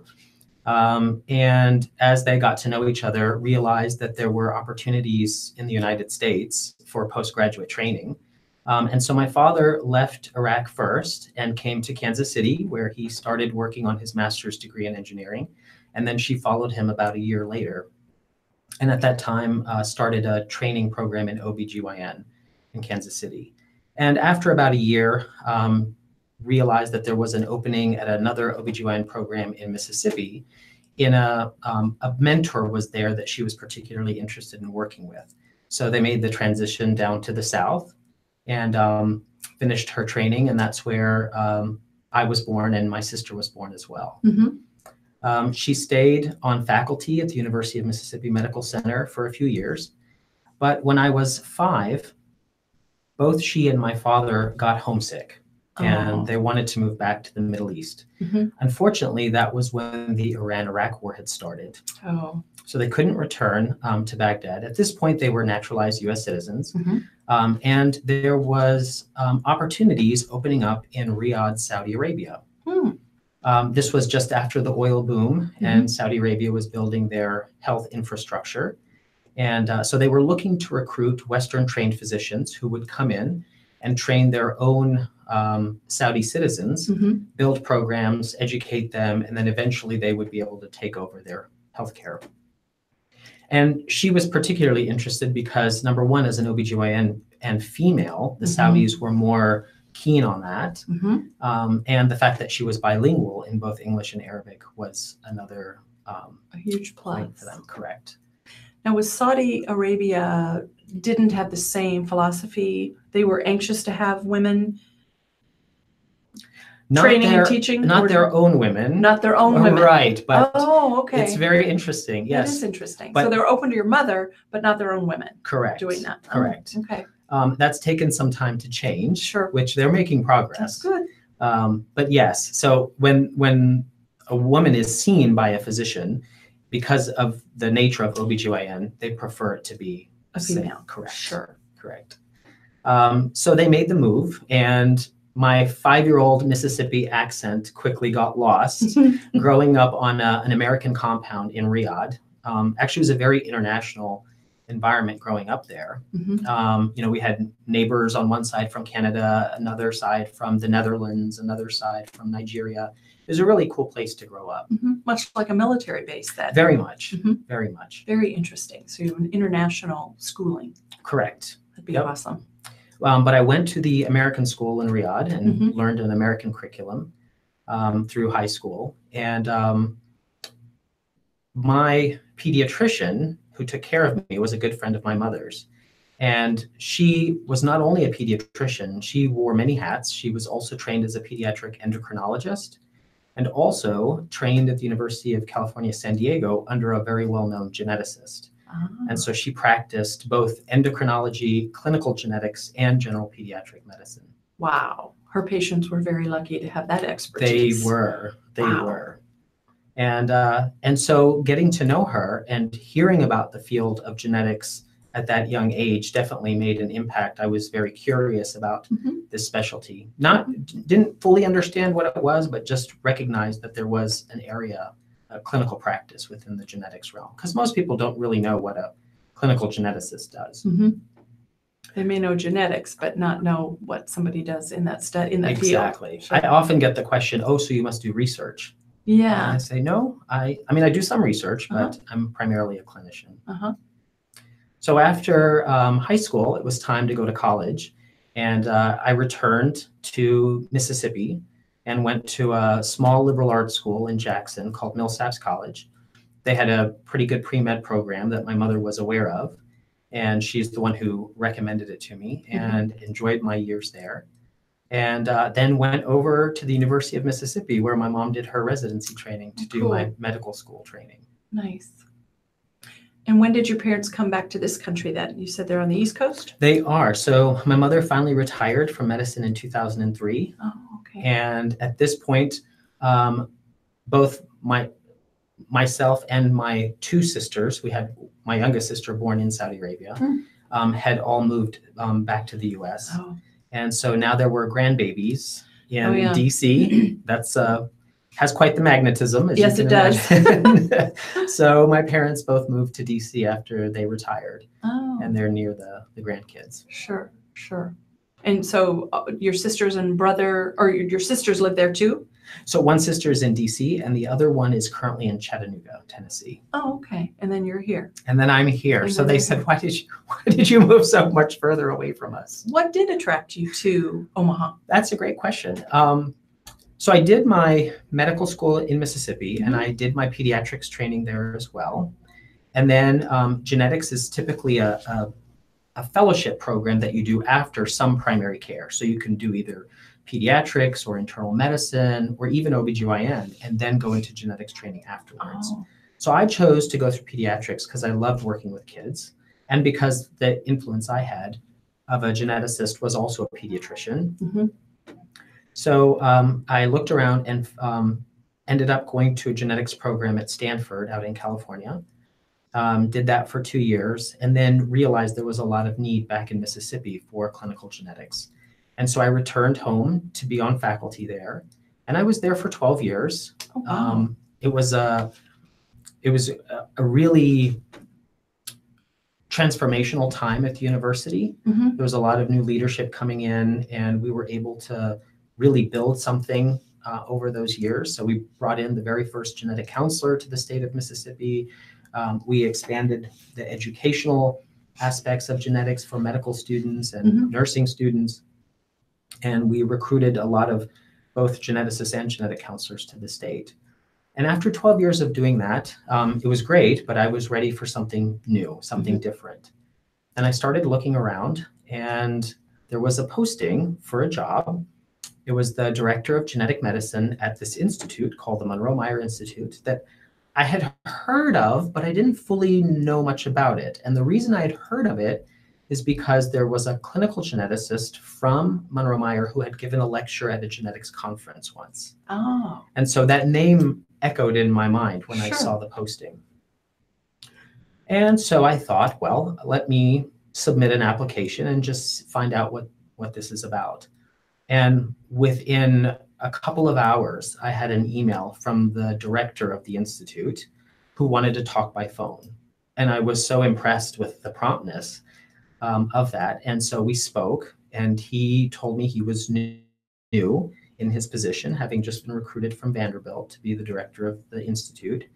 And he was beginning to pull together a team of people to help lead the institute into the future. And that this was a critical